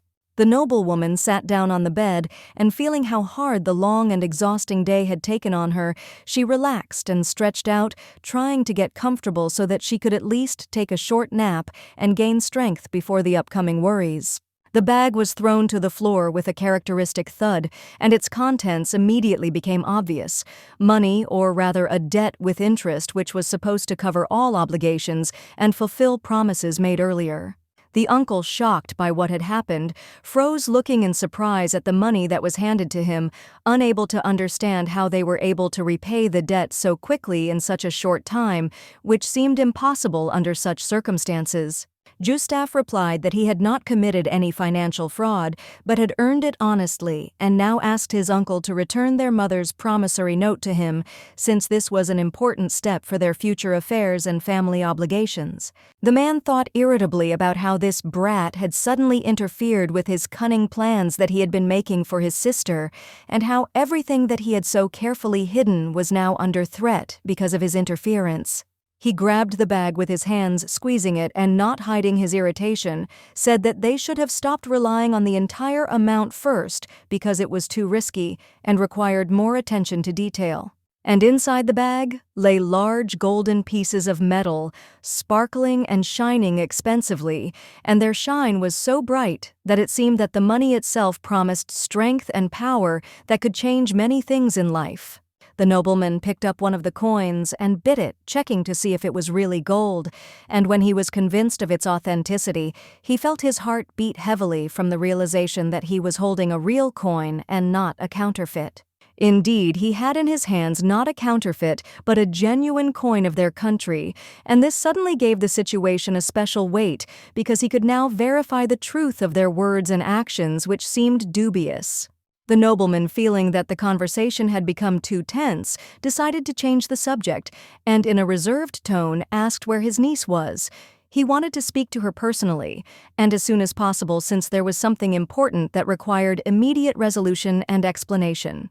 Gustaf looked away, his face cold and emotionless, and replied that if the man really wanted an audience with the noblewoman, he should have communicated this in advance, rather than trying to act hastily and without warning.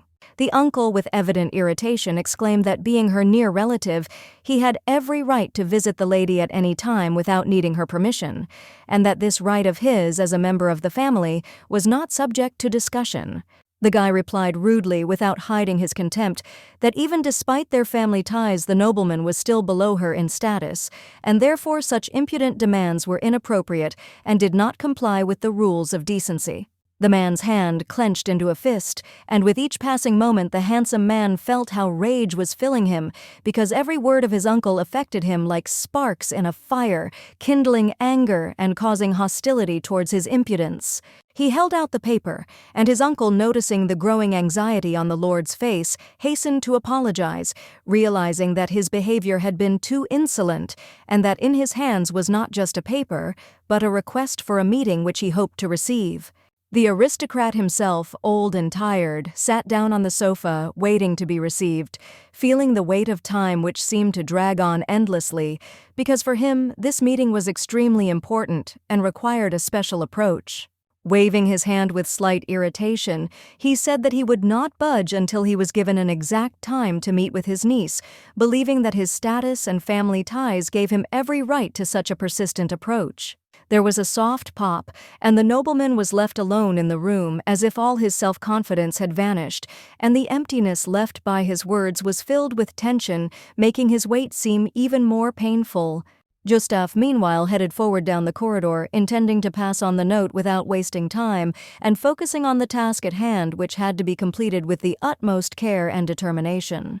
His master was followed as always by a knight who, noticing his thoughtful look, quietly asked his master whether he really believed his foster sister and what, in his opinion, she could hide or plan in such difficult circumstances. Gustaf, with a slight grin, replied what his old friend meant when he spoke such words about the lady, leaving room for reflection on how much this mysterious woman, whom he had always considered an important figure in his life, was hiding. The nobleman had long since changed his opinion of his relative when he noticed how much she had changed. She had become respected and honored, and now she was perceived by everyone as a worthy and authoritative person, which had not been the case before. Earlier, Gustaf promised himself to return to his home after he completed his 6 months of training at the academy, deciding that it was important for him to return to his roots and replenish knowledge that would be useful in the future. The surprised knight watched as his master suddenly quickened his pace and walked away in silence, as if something in his mood had changed, and his thoughts were now occupied with something important that required immediate resolution. The maiden was sitting at her workplace when she learned that her uncle had come to ask for an audience, and on hearing this, she felt something stir within her, for she could not understand what exactly had prompted him to ask for an audience. Gustaf took the already signed documents from her and told her that her relative was waiting for her in the living room, after which, with the look of someone who knew what he was doing, he left, leaving her alone with her thoughts about what exactly brought her uncle to her house. Sighing heavily and taking the papers in her hands, the girl thought about why exactly her uncle had come and what he wanted to talk to her about, because her mind was full of guesses and questions to which she could not find answers. Finally, the noblewoman gathered her strength and, smiling, slightly greeted her relative, apologizing for the delay, explaining that she was delayed due to many urgent matters that required her attention in the last hours. Uncle, unable to contain his excitement, began to shout furiously about how destructive the circumstances were, because Gustaf had returned early from completing his school days, which could ruin all the carefully laid plans they had prepared. The noblewoman, holding her breath, sat down in the chair next to him and, shaking her head slightly, admitted that she was shocked by this event, but perhaps it was actually for the best, because the return of her brother could change a lot. Her uncle, noticing her confidence, indignantly objected, reminding her that Gustaf had not simply returned, but was threatening to take her place as the head of the family, and this caused him deep concern because such actions could overshadow all their efforts. Without the slightest worry, the noblewoman calmly replied that according to the terms of their contract, Gustaf would become a lord in 2 years, so it was inevitable, and despite all her fears, she believed that he would have to fulfill his role in the future. However, when her uncle said that with such words her situation would become even more vulnerable and she would not be safe, the girl froze, feeling a chill run through her because these words called into question everything she believed in. The uncle said with cold disdain that when the man finally became the head of the family, he would immediately get rid of his useless sister, throw her away like useless trash, leaving no trace because she had no value to him. The nobleman, seeing that his words had affected his niece, began to sow doubts in her soul, reminding her that even her mother had once been given medicine by the Duke, but that it had not brought any benefit, and on the contrary, the situation had only gotten worse each time. Romeo, hearing these words, was exhausted because it was a complete surprise for her. She did not know about such circumstances and felt how doubts and fear began to cover her heart, forcing her to think about what was really happening. The uncle mockingly waved his hand towards the girl, reminding her that only he truly cared about her as his own niece, that he was always there, unlike others, and only he was ready to offer her his support in this difficult moment. The noblewoman expressed gratitude to the man for his advice, but despite the politeness, the decision about whose side she should be on depended entirely on her, and only she could determine which path would be correct. The uncle sat absorbed in his own disappointment, his silence complete and his face full of worry. He had failed to convince his relative that he alone genuinely cared for her and had failed to make her part of his sinister plan. When the noblewoman finally left the room, Romeo, overcome with fatigue, sank onto the sofa, feeling the tension leave her body, and the conversation that left her with no strength took away her last energy.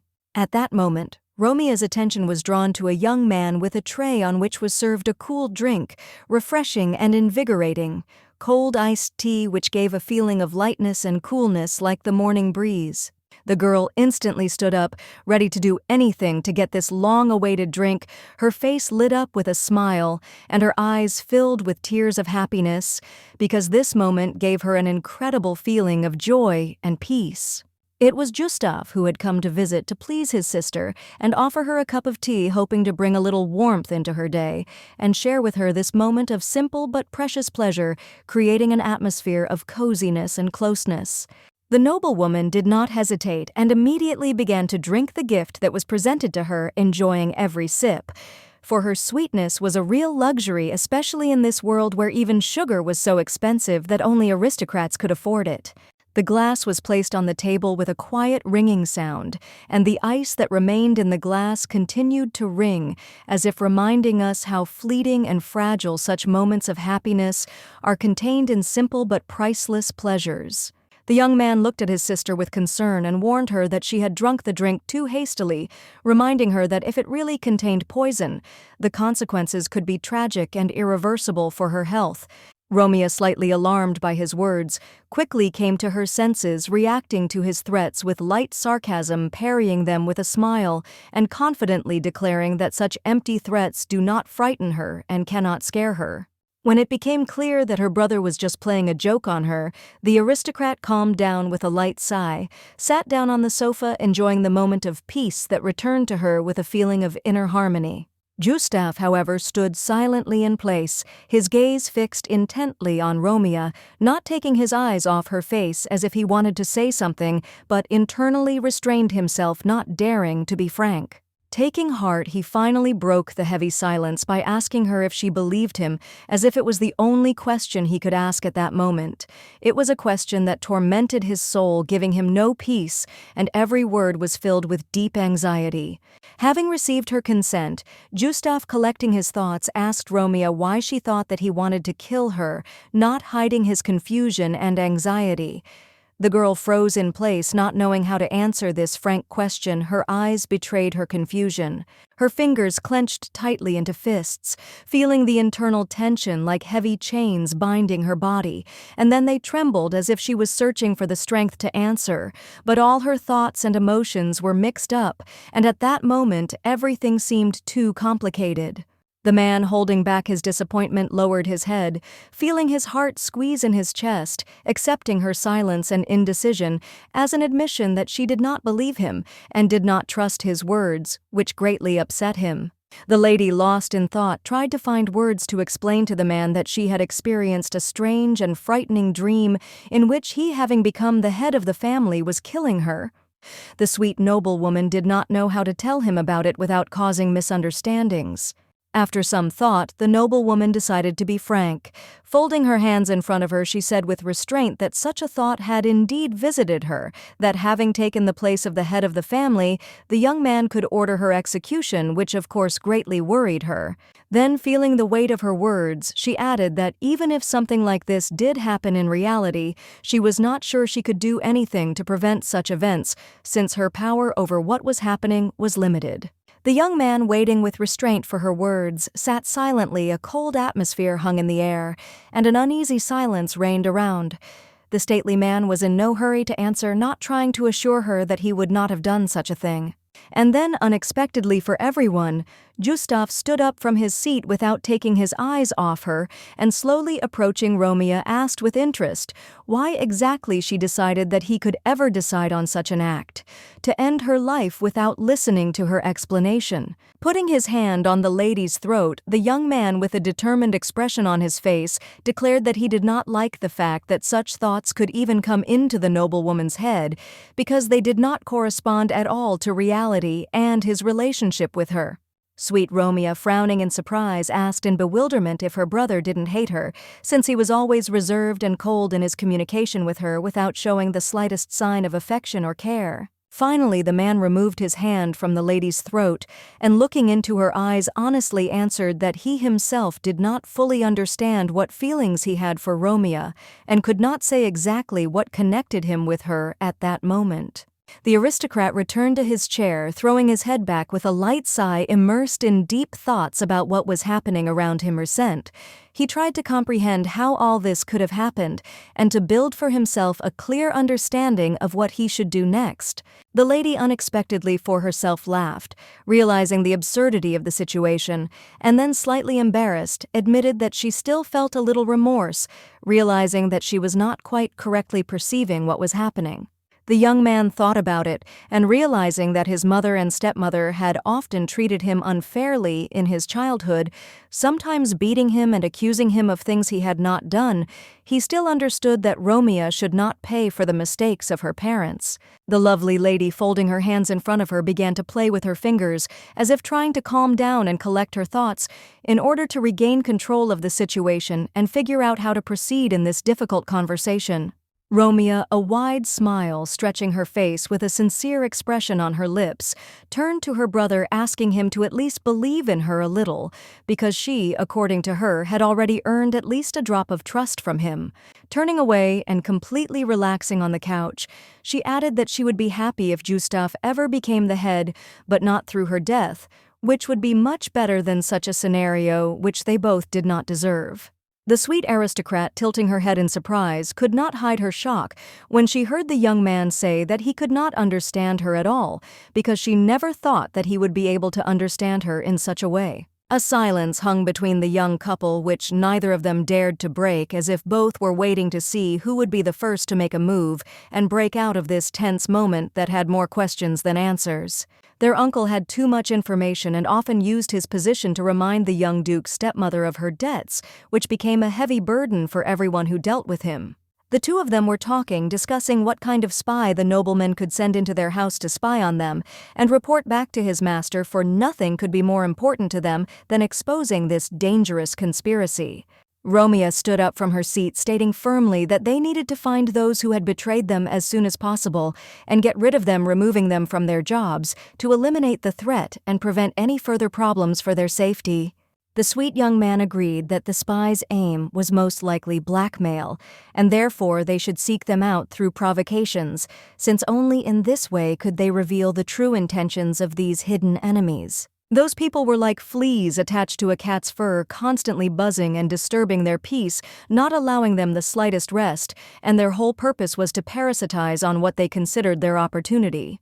Romeo laughed at the comparison, happily enjoying the fact that her brother was on her side, understanding her point of view, and sharing her opinion, which gave her confidence that, together, they could overcome any difficulties. The nobleman, angrily slamming the table, did not hide his disappointment, reacting furiously to the fact that his niece dared to object to him, which only irritated him even more and made him feel humiliated. The man was angry as hell, his body was shaking with rage, and every word he spoke was filled with anger and malice, as if he was ready to tear everything around him in search of a way out of his rage. The aristocrat, filled with hatred, angrily threw the table over, hoping that his niece would show reason and not dare to contradict him, but to his great disappointment she acted completely differently from what he expected, not giving in to his pressure. In high society, the nobleman managed to collect many looks full of disappointment, which only increased his irritation because he counted on support and respect, but instead faced hostility. The man was about to become the owner of a huge estate and head of the family after his niece, but suddenly his carefully constructed plans collapsed, and everything he aspired to now seemed irretrievably lost. The uncle, hanging his head in despair, thought in confusion about his relative, who despite all her mistakes remained a mystery to him, and he could not understand how she so easily avoided all troubles.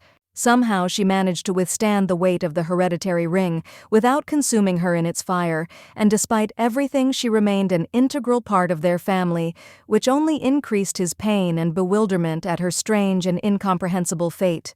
The noble aristocrat, not hiding his frustration, called the maid and ordered her to immediately call his son, because he hoped that he would be able to somehow help resolve the situation and return everything to its place. When the young man came down, his father put his hand on the boy's shoulder and, with a look full of concern, said that he should have gotten married a long time ago because he had an excellent candidate for this role ready to become part of their family. When Romeo, dressed in a new red dress, hugged herself, Gustaf noticed this and with gentle interest asked if she was cold in the room, because his attention was drawn to her behavior, which he could not help but notice. The knight, who was lighting a fire in the fireplace, calmly noted that it was the middle of summer, and although the night temperatures might be cool, it was quite normal for that time of year, as the summer heat had not yet arrived. The noblewoman awkwardly admitted that she was currently wearing too many layers of clothing, but despite this, she did not feel warm enough, which only increased her discomfort in the cold room filled with an icy atmosphere. Gustaf, raising his head upon hearing her words, suggested that they should definitely find a master mage who could create such things that could give warmth, as it would be the perfect solution to their cold problem. Romeo clapped her hands happily and enthusiastically agreed with her brother, adding that they should also set up trade and allow the people in their lands to buy such things at an affordable price to make life easier for the common people.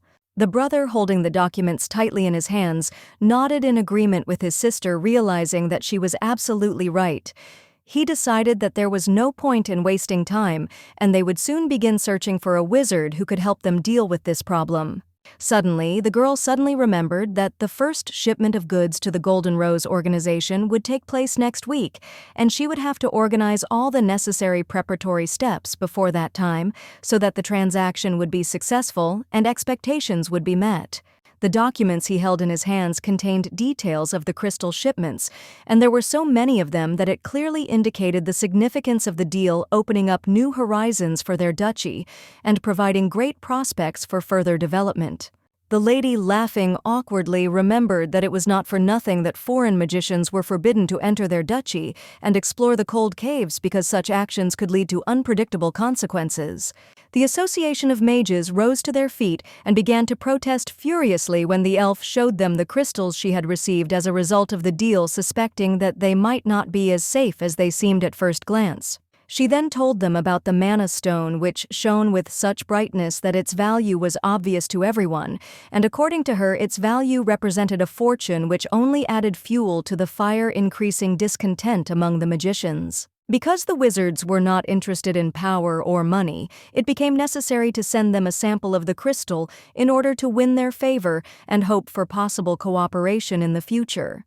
Holding a cup of hot tea with both hands, the maiden looked thoughtfully at the steam rising from the drink and thought to herself how difficult it was to establish connections with the mages without having access to their secrets. The noblewoman tilted her head slightly to the side, barely audibly muttering under her breath that it would be a real blessing if Gustaf were next to her, ready to help complete such an important and responsible delivery of the mana stones.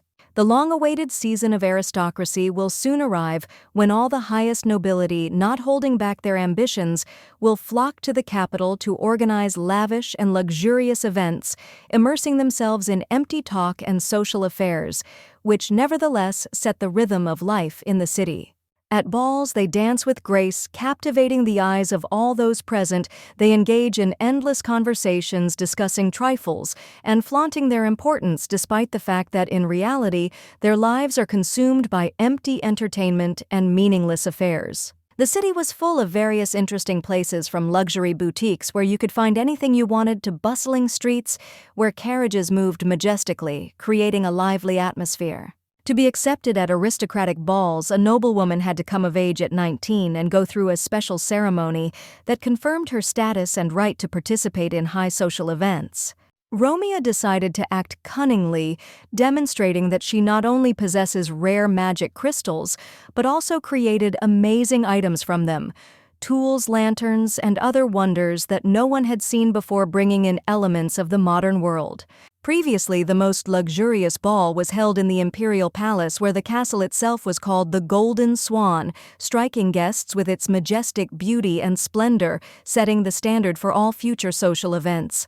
It would be wonderful, however, if the imperial mansion itself became the first client interested in purchasing the precious stones and rare objects that she so carefully prepared for sale. The noblewoman frowned, folding her hands in front of her, her gaze dimmed, absorbed in thoughts of business deals and upcoming events of the novel, which, as it seemed to her, could radically change her future, like an invisible thread pulling her to the unknown. She thought about Rumi, the second protagonist of the novel, whose fate was full of suffering, and every day he became more and more vulnerable. The woman's heart was filled with melancholy because she sincerely wanted to find a way to save him from all the troubles that haunted him. Gustaf, who was watching the noblewoman out of the corner of his eye, noticed that her face reflected anxiety, and concern flashed in his gaze. He realized that her inner state could not remain unnoticed, and this concern did not give him peace. The lady's head snapped up as she heard her brother calling her name, and at that moment she realized that she again didn't understand what exactly he was talking about, causing her to confuse her words and respond in confusion. When the aristocrat suggested that they go and rest a little, Romia, despite her worries and fatigue, replied with a smile that everything was fine and that she felt quite normal, assuring that her condition did not cause any cause for concern. The maid gracefully approached the table with freshly brewed tea, and as she began to carefully pour it into the cup, a warm stream filled the air with an aroma that was so pleasant that it created a feeling of coziness and relaxation. Much time passed, and when all the affairs were settled, Romeo finally decided to rest. The maiden went to the bathroom, plunged into the warm water, sat on the side, and taking a deep breath, felt how all her tense muscles relaxed.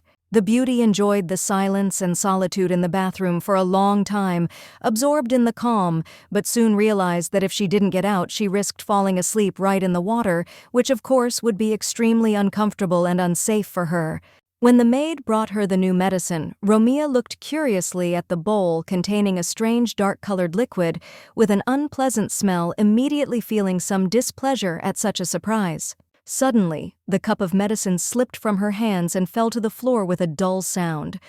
The lady took one sip and immediately felt herself overcome by drowsiness, and her health deteriorated sharply, as if the strength had left her body. Romeo, losing consciousness, collapsed helplessly onto the hard floor, never reaching the bed, and instantly sank into a deep, peaceful sleep, as if her body had decided to escape from reality into this world of oblivion.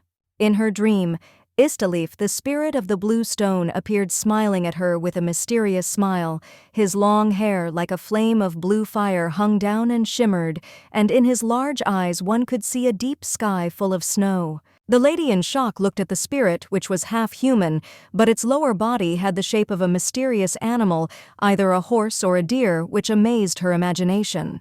The spirit continued to smile, pressing his hand to his face, and curiously asked how the noblewoman knew his name, and how she was able to tame him, causing both fear and surprise in her soul. With pain in her soul, the beauty lowered her gaze, feeling a wave of bitterness wash over her, thinking about her death, and who could have been her killer? Perhaps it was Gustaf, but she could not believe it. When Romeo finally opened her eyes, the girl was overcome with horror. Right in front of her face hovered the spirit of blue flame. His bright gaze met her eyes, and this meeting made her heart squeeze with fear and anxiety. The creature let out a strange, sinister laugh, which made the beauty involuntarily freeze.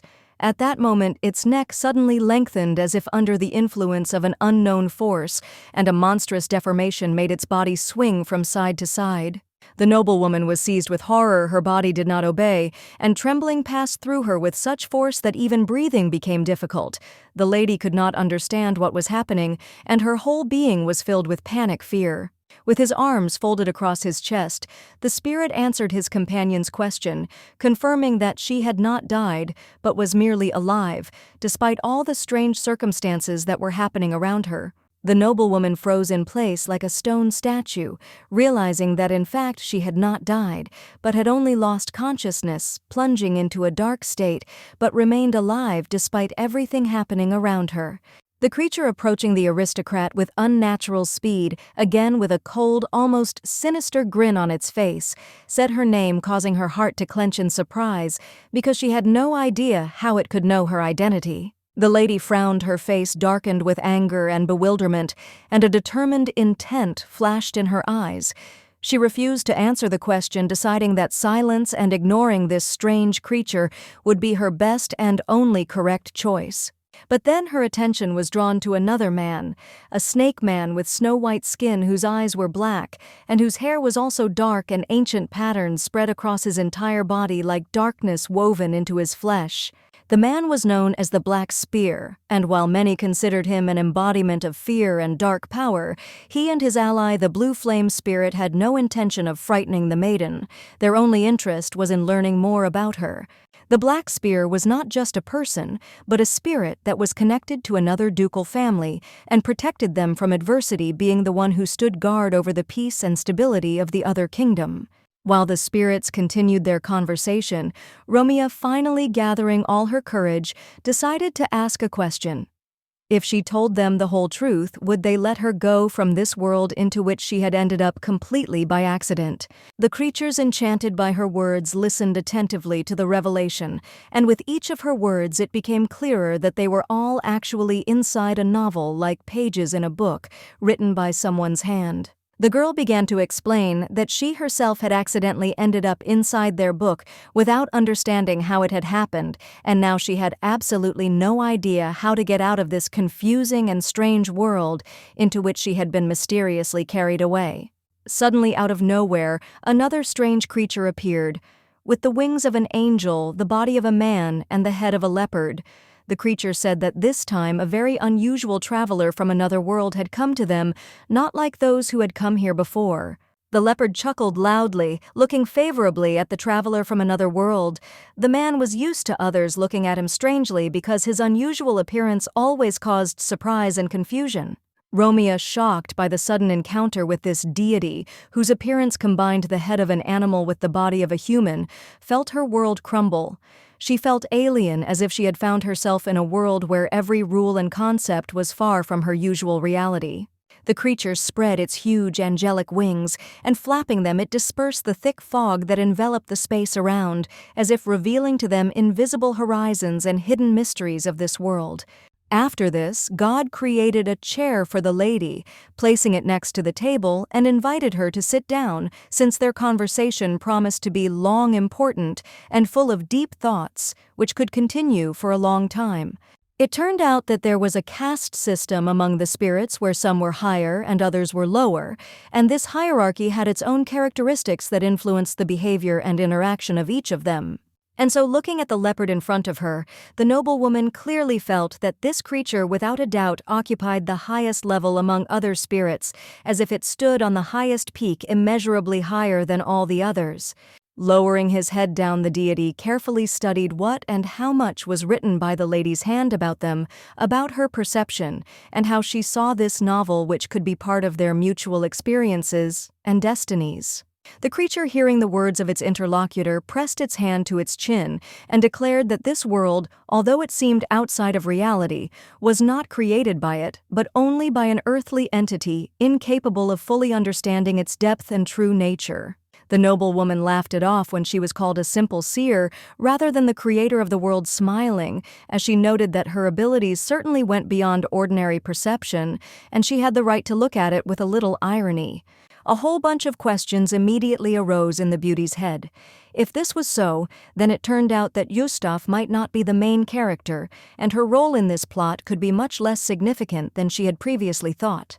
The girl realized, standing up, that this world had already been created, and she had simply seen it in a dream, rewriting it into the book of her modern world as a kind of memory that had now become part of her reality and her personal history. Frowning, Romeo shouted loudly that she had previously been absolutely certain that she had made up this reality herself, and now she had to come to terms with the fact that she had merely witnessed something much greater. It was the first and last time the girl wrote something herself.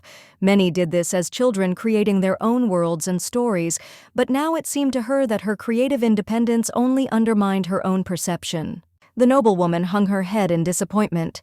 She had previously thought that she was a genius, but now faced with reality, she felt her confidence crumbling, and everything that seemed obvious to her took on a new, frightening unknown. The aristocrat looked away, admitting to herself that she also bore the name of the heroine whose body she now occupied, and that she had once died in an accident in her world, leaving everything behind to be transported to this new existence. Extending his hand forward, the deity pronounced the verdict that she found herself in an unusual situation that was full of hidden meanings and possibilities, but this still did not cancel out the fact that her path would be difficult and full of trials. The leopard, smiling contentedly, satisfied the interest of his friend, the blue flame, and the naga revealing to him the secrets of his world, and it seemed even playing along with his curiosity, a little as if it were part of their difficult game. Suddenly, the noblewoman fell onto the bed, clutching her head, her mind filled with chaos. All this seemed like a strange dream, a foggy reality that could not be real, because her world had always been so logical and stable. In front of her appeared a ceiling richly decorated with crystal chandeliers that reflected the light, creating many highlights, and the setting itself looked luxurious and elegant, as if she were in a palace full of mysteries and secrets. Rushing to the mirror, Romeo smiled with relief when she saw her reflection, as she had already begun to worry that she might be transferred into someone else's body, and the thought that she might end up in a completely new guise scared her to the core. But the lady could not understand whose room she had accidentally wandered into, despite the expensive and exquisite interior details decorated with magnificent objects, each of which, regardless of its value, filled her with the spirit of true wealth and splendor. There inside, on the luxurious cushions and tables, lay jewelry, crowns, necklaces, earrings, the glitter of which illuminated the room, giving it an atmosphere of high society, and their exquisite design made Romeo feel even more out of place among this splendor. Finally realizing that this was the Duke's wife's room, the lady breathed a sigh of relief, knowing that her presence here would probably not lead to dire consequences, and perhaps the situation would somehow resolve itself if she was patient. At that moment, a young maid entered the room with a kind and joyful smile on her face, and happily announced that the mistress had finally woken up, radiating such sincere joy that Romeo immediately felt relief and a little surprise. Turning to the mistress, the servant asked with concern how she was feeling, clearly showing sincere concern, because her attention was directed to the well-being of the lady, who, despite the alarming events, remained an important person in her eyes. Romeo, with a slight smile and a confident tone, replied that she was all right, as she felt better than she expected, and upon hearing her words, the maid, clearly surprised, muttered that they should have immediately informed her brother's master of the awakening. Gustaf sat in the living room dressed in black with a look of complete concentration on his face, his arms folded across his chest, waiting patiently for his sister to finally wake up every moment, causing his heart to beat with anxiety and impatience. The noblewoman thoughtfully ran her hand over a small mirror with an elegant handle that lay on the table. Her gaze was focused on this object as if it could reveal secrets, and she could not believe that that strange dream was really reality. Surprised, the lady opened her eyes wide in shock, trying to comprehend the strangeness of what was happening, but it was difficult for her to accept that she found herself in a world that perhaps was not created by her at all. Slamming her fist into her other palm, the noblewoman realized that she was not to blame for the creation of this world, because this world already existed before she entered it, and her role in it was not as decisive as she had previously thought. Pleased with herself, the beauty laughed, realizing that despite all the difficulties, she was able to not only protect her brother, but also gain confidence that her strength and wisdom could well cope with this unusual world. The freckled maid was genuinely happy for her mistress's happiness, her eyes shining from the fact that she could be a part of such an important moment in the lady's life, sharing with her this moment of joy and relief. Romeo turned to the servant with interest, asking her name, as she had not seen this girl in this house before, which caused her slight surprise, but perhaps also a desire to learn more about the new faces appearing around. The maid replied with a smile that others might call her Miss Kara, because she was new here and had only recently started working in this house, which was a new and significant stage in her life, but she was ready to cope with any difficulties. Soon dinner was served, consisting of a fragrant soup and a fresh salad, with vegetables served on a large tray, and everything looked so appetizing that every bite of food promised to bring real pleasure. Gustaf, who was standing nearby, explained that he was very worried about the aristocrat because she had frightened everyone by fainting, and his anxiety did not leave him until it was clear that she was okay and her life was safe. Romeo, as if nothing had happened, took the plate of food and calmly said that she was glad that it was not her brother who tried to poison her. Her words were full of lightness and even mockery, but her calmness was unexpected for everyone. Gustaf, taking a cup of tea in his hands, was offended because he was not so stupid as to poison his sister. He would have chosen another option if it was necessary, but in fact his concern was sincere and he was worried about her condition. The girl, however, despite the fact that she had taken a sleeping pill, still had a good appetite, and the desire to eat seemed so natural that it contrasted with the efforts she had to make to recover from everything that had happened.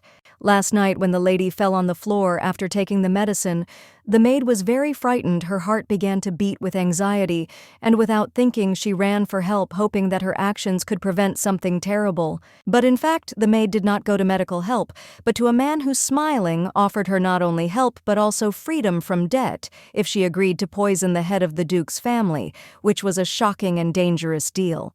The young man, placing his hands on the girl's shoulders, promised with a gentle intonation that he would never condemn her act even if she had to become an accomplice in such a terrible deed, and moreover, he promised that she would receive a reward by becoming an important figure. Having run away, the maid suddenly ran into a gentleman named Gustaf, who, resolutely pressing his finger to his lips, gestured for silence. Her heart began to pound from the suddenness of the meeting, and filled with anxiety, she froze, waiting for what he would say in response to her action. The man quietly said that if the maid behaved quietly and did not attract unnecessary attention, then perhaps she would remain alive, and her fate, like her life, depended on her further actions. Passing the master's servant, Gustaf calmly walked further down the corridor, leaving the traitor with the knight, as if his actions were only part of some more complex and confusing game in which she found herself drawn. The girl, unable to cope with the storm of emotions, suddenly collapsed on the floor, her body trembling with fear, and her mind could not understand what awaited her in the future, and her thoughts rushed about in panic when the horror for her life swallowed her up completely, leaving not the slightest chance for peace. At this time, Romeo was lying on the floor unconscious, her eyes closed and her hair scattered in different directions, as if she was part of some nightmare vision, in which her body was just a lifeless figure lost touch with reality.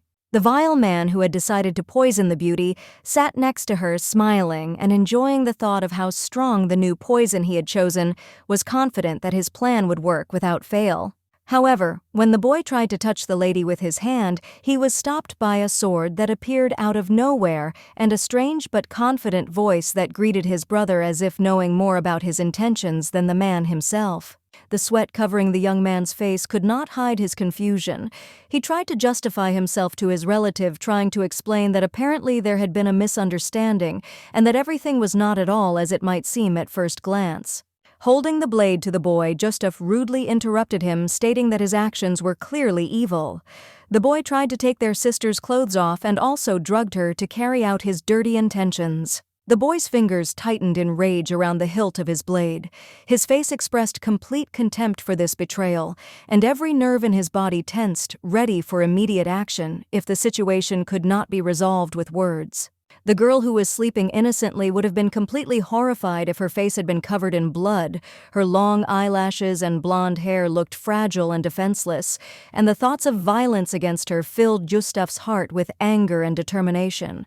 The young man was the rightful heir and owner of his home, a young master who owned everything he saw around him, and his responsibility for his family and honor left him little room for compromise, especially when it came to protecting his sister. He was disgusted by the idea that his sister had been used against him, trying to take away his power, money, and estate, playing on his weakness and sense of responsibility. This realization filled him with rage, and he could not allow it to go unpunished. Without thinking twice, Gustaf struck the scoundrel who dared to insult his sister, causing him to fall with a cry of pain, his body barely able to withstand such a sharp blow, and he ended up on the floor helplessly curled up. The guy, having hit his head on the floor, found himself in such a state that his eyes were filled with a cloudy look, and his consciousness was clouded, unable to perceive reality. The blow was so strong. Gustaf stepped on his fallen opponent and rudely stated that it was probably time for them to have a serious talk, and his voice was full of menace, as if he no longer saw the point in further words. Everything was clear, and now only actions mattered. The aristocrat froze in horror upon hearing the truth of last night's events. Her face was swallowed by a shadow, as if the darkness was forever clouding her mind, preventing her from finding a single word to respond, and her thoughts were stuck in chaos. Gustaf continued to drink his tea calmly, without showing the slightest emotion. His face remained as impenetrable as stone. His thoughts and feelings were hidden behind a mask of imperturbability, as if he were a part of this world, not subject to the influence of external circumstances. The lady was in complete shock to learn that her uncle's son had tried to hurt her while she was unconscious, and even the beating of her honor became part of this betrayal, like a knife in the heart, tearing her soul apart and leaving a deep wound. Raising her hand up, she began to reason that there was no need to be surprised by such a vile act on the part of a relative, as if her thoughts were trying to comprehend what was happening, but everything remained so absurd and terrible that it did not give her soul peace. Taking the cup of drink in his hands, the Duke calmly added that in 3 days their uncle was to be interrogated, and all the information that he tried to hide would be revealed, no matter how difficult it would be to get to the truth and what efforts would be required to find it.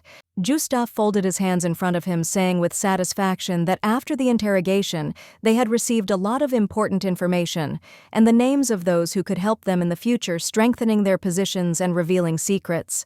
The noblewoman, feeling growing uneasy, hesitantly put her hand to her mouth, because Robbie, despite his high ambition, was not distinguished by an outstanding mind, and the thought that his actions would soon be revealed overwhelmed her with anxiety like a heavy burden. The nobleman chuckled. His face darkened, his eyes burning with determination to punish his opponents for their overconfidence and reckless act against his sister, which violated all boundaries of what was permitted. Having given her name and putting her hand to her face, Romeo plunged into deep thought, trying to understand whether the Baron was really guilty of this story or whether he was just a pawn in someone else's cunning game, not realizing the full gravity and consequences of his actions. The noblewoman laughed loudly, saying that their uncle was doing something banal without the slightest imagination, as if all his actions were predictable and lacking depth, which only added to her disappointment. If the Baron is arrested in the near future, it will be incredibly difficult for him and his relative to restore their former relationship, because the consequences of this act can forever change their destinies and tie them to a past that can no longer be returned. However, Romeo also knew that she should stop her brother from killing his uncle, as it would certainly have a negative impact on his reputation and possibly ruin his entire career, causing him to lose the trust of those around him. Looking down, the aristocrat proposed to take away all the territories and property of her relative, exiling him overseas in order to thus get rid of this dangerous legacy, leaving no trace of his presence.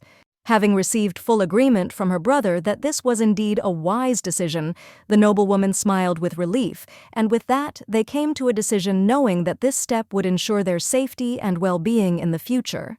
After this, the lady, after thinking a little, asked her interlocutor whether he had previously known that their uncle was plotting something and had bad intentions, because now, when all the cards were revealed, her long-standing suspicions began to acquire clear confirmation. Gustaf replied that, to be honest, all he could think of was that his sister was too fast and sometimes rushed forward without paying attention to the dangers that might lie in wait for them along the way with her determination and haste. The guy chuckled, folding his arms across his chest, and added that their blood relative had also not hesitated, deciding to take a vile step that could change everything without thinking about the consequences and the victims that could follow. And yet, if Gustaf had been even a moment late, the evil Robbie would have had no hesitation in committing horrible acts with his sister's body, showing no compassion or respect for her life, completely disregarding her dignity. The lady quietly thanked her interlocutor for saving her. Her voice sounded with sincere gratitude because she realized how close they were to disaster and how important every moment was to avoid disaster. Romeo froze in surprise when she heard that the man had previously thought that she didn't trust him. Her gaze filled with bewilderment, and she, as if not believing her ears, tried to understand what had caused such an assumption. Gustaf, noticing that the lady wanted to say something, gently asked her to continue, assuring her that she could speak frankly and boldly, because in this conversation there was no room for hidden thoughts or unexpressed doubts, but only for truth and revelations. Finally, the man received words from his sister, in which she admitted that she had no intention of dying, although while acknowledging her fears, she added that despite this, she was tormented by a horror of possible death, which she could not completely drive away. It turned out that the lady, speaking of her readiness to die at the behest of her brother, meant that she had previously been ready to part with life, but now she decisively took these words back, realizing their great complexity. The beauty, smiling boldly, declared that she was not only ready to take risks and counterattack, but was also determined to confront any threats from other people without giving in or panicking. Gustaf smiled with relief and joy because he never wanted his close relative to leave this life so easily, without the slightest resistance, and always hoped that she would fight to the last. The noblewoman confidently declared that she still did not abandon her carefully constructed plan, which had already begun to be implemented, and now all that remained was to patiently wait for the moment to come when time and circumstances would play their role in its completion. Stubbornly shaking her head as if not wanting to give in to any of her convictions, the lady continued that in 2 years she would hand over her post as head of the family to her brother, and he would take over the leadership of the family, confident in the impeccability of the decision and its consequences. However, what exactly would happen to her, Romeo had no idea, and did not even try to think about it, preferring to live here and now following her principles and not worrying about what might await her in the future. Gustaf listened carefully when the lady finally proposed an alliance between them, realizing that behind those words lay something deeper and more significant than just a political agreement that could affect their destinies. The nobleman closed his eyes deep in thought and realized that in that case she would be the only person capable of betraying him, which gave the idea both a threat and an extraordinary importance. The lady, without hiding her determination, sought in her words the most important trust, as if hinting that he would have to trust her to such an extent that it could become a test where there was no room for weakness or hesitation. After much deliberation, Gustaf finally agreed to the proposed union, and the two sat side by side in armchairs immersed in a silence in which hung the realization that this step would open a new chapter in their mutual relationship and determine their future destiny. As the conversation moved on to more serious matters, Romeo suddenly announced that she urgently needed pocket money, emphasizing her urgent need, which seemed to require an immediate solution and attention from him. The future duke, with indifference and clarity, replied that she could use any funds from their family treasury, without attaching much importance to the request, considering it a minor matter that should not affect their more important affairs. Frustrated, Romeo suddenly remembered that their balance was currently 0 and they were desperately short of money, which increased her anxiety about how she would be able to implement her plans and cope with the uncertainty of the future. Gustaf could not argue with her words, but nevertheless emphasized that as soon as they had the coins at their disposal, she would be free to take as much as she needed without limiting herself. The lady, not agreeing with his proposal, insisted that she wanted her own money, which would be intended exclusively for her and not for her role as the head of their family, where every step would be under control. When the long-awaited union was finally concluded, the young man rose from his seat and, slowly approaching the lady, gently ran his hand over her cheek. This gesture caused her a feeling of surprise and confusion, as if the world had frozen for a moment. In complete shock, Romeo realized that by saying those words, it was as if he had performed a miracle.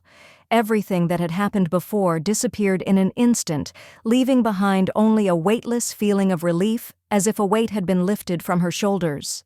Looking only at his sister, the man noticed how all traces of fatigue that once darkened her face disappeared, as if the invisible force that weighed on her had dissolved into thin air, leaving her unusually light and calm. After this, Gustaf left the room without a word, leaving the lady alone and being in complete solitude. Romeo, taking the teapot, began to pour herself some tea, as if trying to put her thoughts in order and drive away her worries. After pouring herself a cup of the aromatic drink, Romeo came to the conclusion that it was unlikely that her brother could hate her, especially after he showed his concern by bringing a tray of food, which was perhaps his way of showing support. Without thinking about anything else, the lady drank the hot drink in one gulp, hoping to quench her inner anxiety, and for a moment she was able to forget about all the questions and doubts that had been tormenting her soul all this time, as if the drink had brought her a short respite. However, everything turned out to be much simpler than she expected, and now finally the villains and her offenders who had become enemies realized that their attempts to harm her would not go unpunished, which filled her soul with determination. Virgo still couldn't believe that Robbie, a man she once considered close, could want to show violence because of his uncontrollable love for her, which caused her mixed feelings, from surprise to disgust. Deciding that the bad guys needed to be punished, they came to a unanimous decision, and Romeo couldn't help but laugh, saying that now, thanks to this, she could calmly become a cruel woman without feeling any regrets.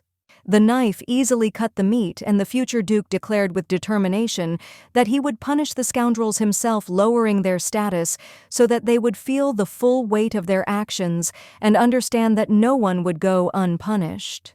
Moreover, he added that after this he would send them into distant exile, depriving them of any means and opportunity to return, which was supposed to be a truly harsh lesson for them. The lady, hearing her brother's words, froze at the table, not knowing how to react correctly. After eating, the noblewoman remained alone in her office, absorbed in a multitude of papers, carefully studying them. She was immersed in serious thoughts that did not let her go, causing internal tension and a feeling of responsibility for the decisions made. They were in their big white house, and now it seemed that none of their relatives could interfere with the decisions they had made, and were now carrying out, condemning all their enemies to loneliness and isolation. Looking into the distance, the beauty wearily thought that they needed to pay off the remaining debts to other families as soon as possible and close all financial issues so as not to think anymore about the financial problems that weighed so heavily on her soul. Only after this will Gustaf be able to strengthen his power by inheritance, meet the main character, who until now remained an unsolved mystery, and make her his wife, thereby ensuring the future of their family. The room was filled with talk of luxurious decorations. A chandelier hung from the ceiling. Expensive items were placed on the table, and the windows overlooking the beautiful view filled the atmosphere with a sense of wealth and impeccable taste. Romeo explained to her brother that by selling the jewelry, they would be able to pay off the debts they had and thus get rid of their financial obligations to the officials, leaving them in the past. As the lady signed new documents and contracts, she soon discovered that a significant portion of their funds had been occupied by government officials, and it became clear to her that they needed to be dealt with as soon as possible to avoid further problems. Frustrated, she hung her head and sighed quietly, realizing that they would be paying the interest on these debts alone for a whole year, which added even more anxiety and irritation to an already difficult situation. One of the books she opened described their family line as being stained with blood, full of debts, criminal activity by government officials, and dishonest dealings that blighted their history. As the head of the family, Gustaf had to take on all the weight of responsibility that he could not help but face, and now he had to deal with this mess himself, which became a real test for him. The boy turned sharply as his sister said his name, catching his attention, and her words hung in the air like a bolt of lightning, filling the room with a sense of inevitability, tension, and something completely unexpected that lingered in the air like a foreshadowing. She suddenly admitted that if he had not been around, she would have stolen all the jewelry long ago and run away from this boring and stuffy environment, leaving everything behind, not caring about the consequences or what would happen next. The knight standing next to the master respectfully handed him a cup of tea, hoping that it would bring at least some peace and allow him to relax, despite the high level of tension that was felt in the air. The second cup was served to the lady, and the tea almost spilled as the cups landed on the table with a soft clink, filling the air with aroma like a veil of comfort, creating an atmosphere of warmth and calm despite the noisy conversations around. With a polite nod, the guard showed his loyalty and respect, deeply aware of the importance of this gesture, thereby emphasizing his respect for the master's sister, knowing how much these moments meant in their family. Smiling happily, the lady expressed her gratitude to her relative for his sincere concern by accepting a cup of the aromatic drink, which not only warmed her, but also gave a moment of peace in this tense conversation. The guard himself blushed slightly, feeling internally embarrassed, since such a close relationship as the one between the brother and sister was definitely beyond the scope of his position, leaving him confused. Taking the papers in his hands, Gustaf began a long conversation, trying to understand whether Romeo was really ready to take the deceased's things and jewelry to sell them, which seemed to him a strange and slightly cruel act. Without thinking twice, the noblewoman looked around confidently, emphasizing that for her the jewelry had absolutely no meaning, because they were just soulless objects, incapable of touching her inner world and changing her feelings.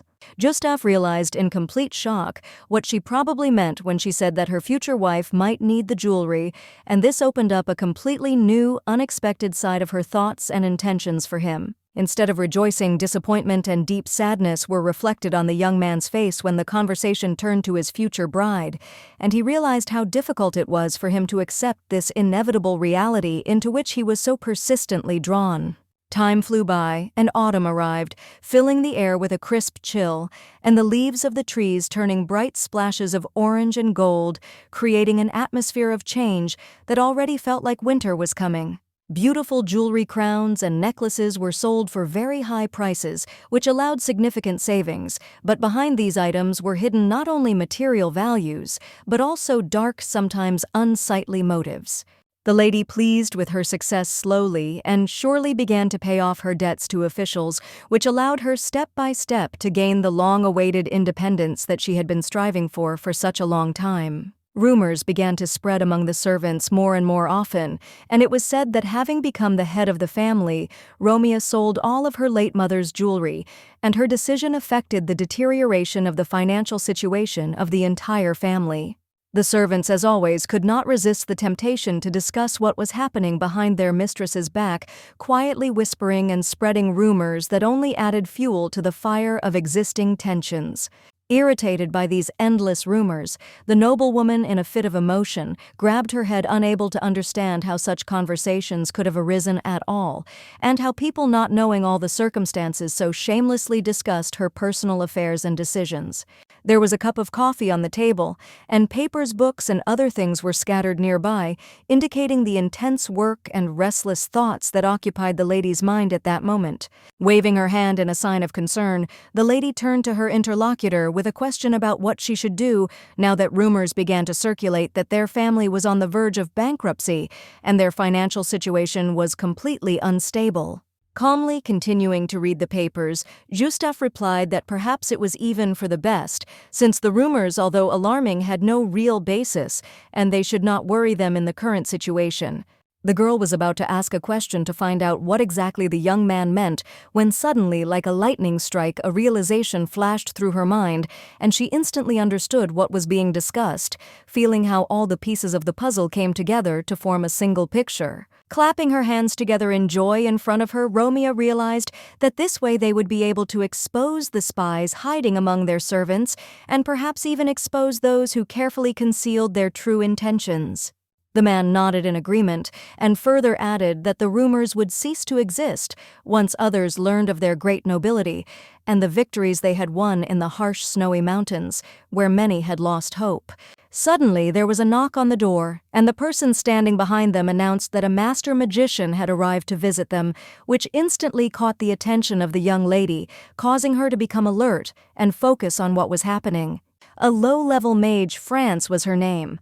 She was a thin, modest lady whose presence immediately betrayed her caution, and behind her, like a shadow, stood a boy who had barely reached the age of a child, his invisible gaze full of questioning thoughts.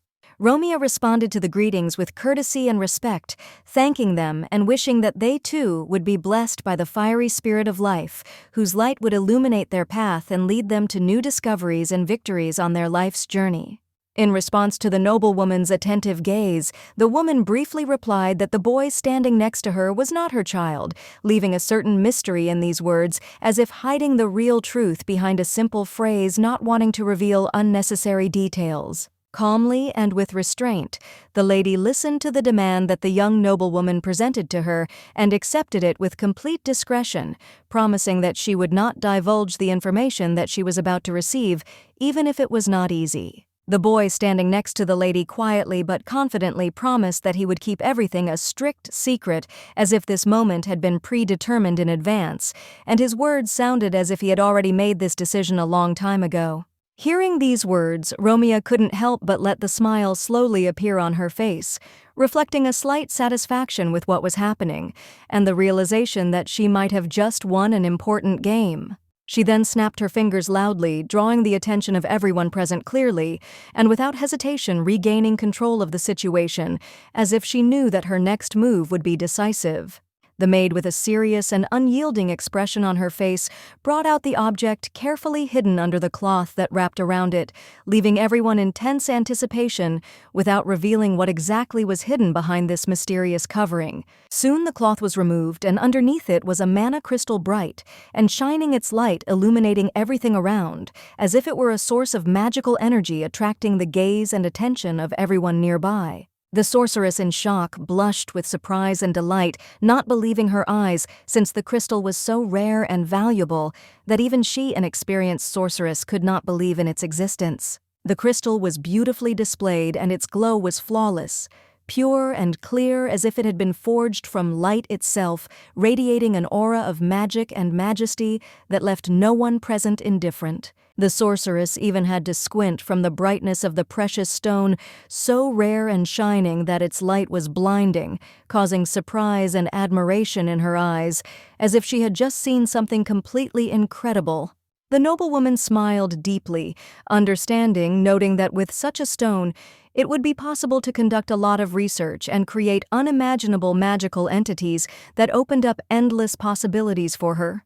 The woman could not believe that Romia had actually entrusted her with such a valuable thing, barely containing her emotions, because it was not just a gift but a symbol of trust and a special position in their relationship, which turned out to be unexpected and exciting for her. To this, the aristocrat spread her palms and replied with a smile that they had many such crystals. Their value had long since become a common occurrence, accessible to all who understood the true power of these magical stones.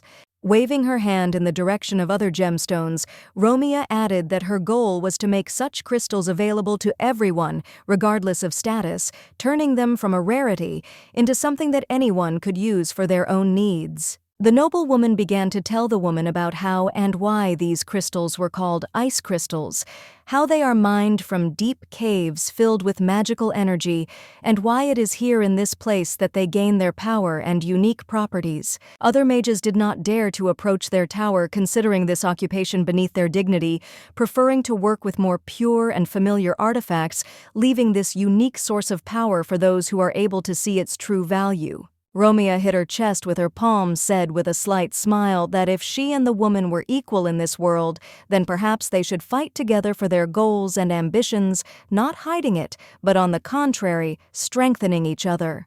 The woman, hearing this, froze in surprise when she was offered to officially become the main master of their family, the future master of the Duke's magic, which was an unexpected but very honorable offer that could change her fate.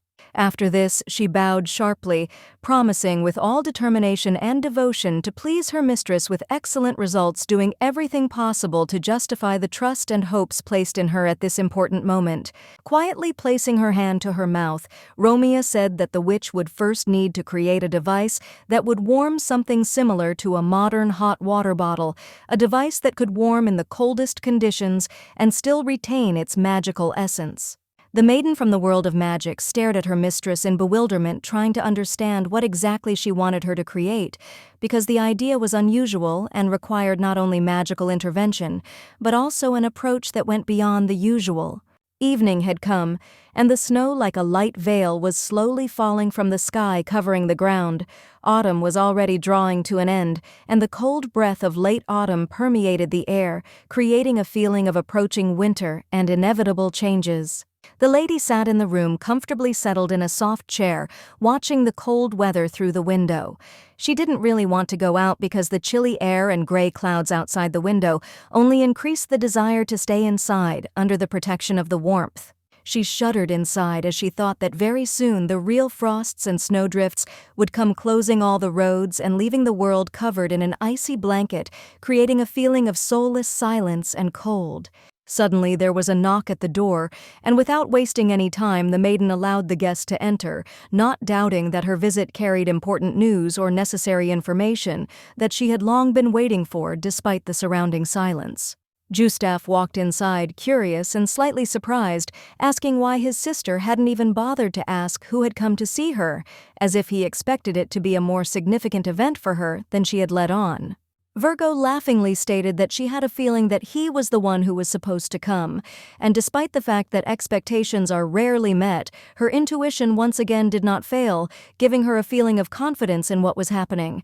The lady, rising from her seat hearing that another guest had come to her, felt a slight intrigue because she became curious about who this stranger was who made her heart beat faster in anticipation of an unexpected visit.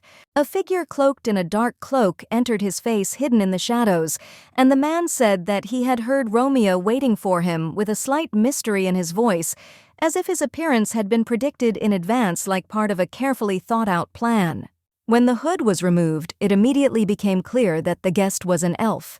His long, gracefully pointed ears like natural ornaments revealed his unique and ancient origin, reminiscent of mystical forests and magical worlds.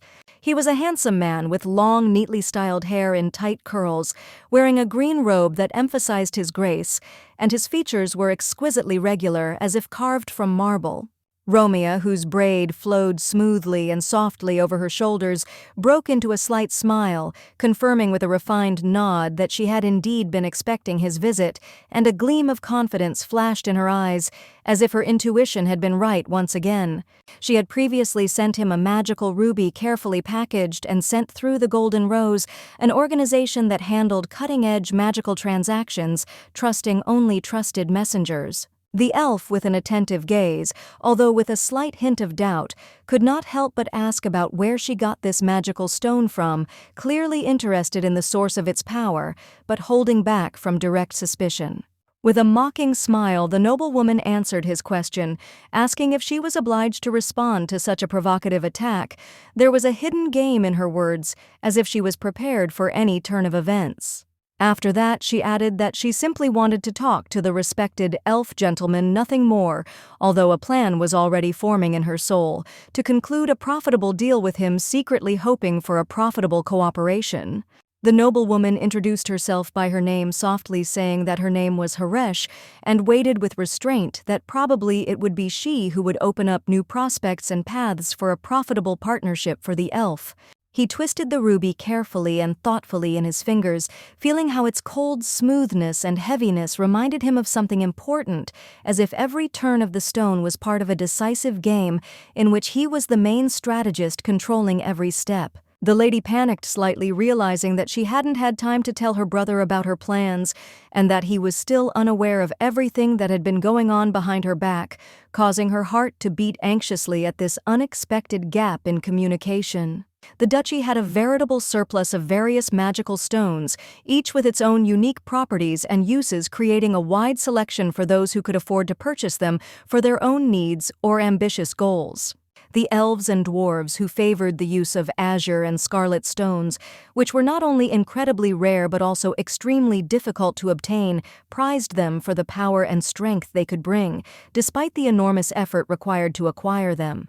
The noblewoman offered the elf named Heroine a seat and some tea, hoping to create a warmer atmosphere for conversation, but he, with obvious displeasure, rudely refused, preferring only plain water, since tea, in his opinion, was disgusting to his tastes. The man acted so provocatively because he had no intention of appearing to her as a kind and gentle trader, but was prepared to play the role of a tough and determined player who was not going to make concessions easily. Romeo smiled in relief, feeling how things were going much easier with this elf, and her gut feeling was telling her that the conversation would be much more productive and constructive than the conversations she had had with others she had interacted with before. Sitting down at the table, Romeo began to explain that adding crystals to the ointment would make it significantly more effective. 10 times more effective, she said, which would no doubt attract the attention and convince even the most skeptical buyer. The elf raised his eyebrows in surprise and asked with interest where the lady had learned about such an effective way of using these crystals, clearly not expecting such deep knowledge of magic and alchemy from her. The girl, putting the cup of tea on the table, clenched her fingers in a nervous gesture, feeling how excitement was beginning to roll in, but trying to hide her emotions and keep her cool in this important conversation. The maiden tried to convince the interlocutor that using durable stones in his business would bring much more benefit than small stones that quickly lost their effectiveness and became unusable. This was a much more reasonable choice. Furthermore, she continued her speech by claiming that the products created by the mythical race would be in great demand in the market, and everyone without exception would be eager to buy them, as they would undoubtedly become valuable and sought after. Haresh was a little embarrassed and retreated since the lady's offer was indeed advantageous, but for some reason he felt that they were trying to deceive him in some way, or hide something important from him that could influence his decision. In addition, the elf did not quite understand how she was going to cooperate with the dwarves because their culture and values were completely different, and they clearly were not interested in the red magical stones that were so important to her and her plans. The noblewoman, laughing to herself, knew about this fact, but she also did not forget that she had azure stones that could become no less valuable and interesting in the eyes of potential buyers, ensuring her a good profit. Romeo decisively changed the subject, returning to the old topic of trade. She assured that having received the jewelry, the elf would be able to significantly improve his financial situation, ensuring stability and favorable prospects for the future. After deep thought, Haresh finally decided that he would need to think again and discuss this important issue with his brothers to hear their opinions and make a final decision that would suit everyone. Suddenly the man remembered that they had a person who urgently needed medical help, and whom he, using his powers and knowledge, could try to cure, giving him a chance to recover.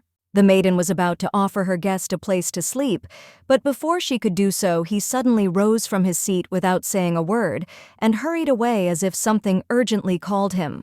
Approaching the exit, he suddenly turned around, sharply grabbed the air as if trying to get rid of an invisible weight, and exclaiming that it was stuffy and extremely unpleasant for him to be in the man's house, he blurted out these words with obvious disgust. Another moment, and he disappeared into the dense darkness of the forest that grew right at the foot of the tower, where they had been having important conversations, leaving everyone at a loss, and with questions the answers to which seemed impossible or too difficult to understand.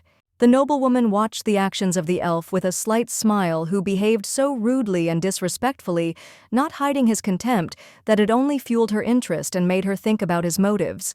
As soon as the sound of the stone hitting the table broke the silence, the Duke, the future ruler, carefully placed the crystal on the surface, finishing his careful examination of it, trying to understand its meaning and possible use. Gustaf turned to his sister, demanding an explanation, because he had never heard anything about her engaging in trade deals with other races before, which surprised him greatly because it could affect their future relationship. The fire in the fireplace was burning brightly, its flames illuminating the dark corners of the room, creating an atmosphere of coziness, but at the same time the fire seemed almost ominous against the background of the tense silence that arose around.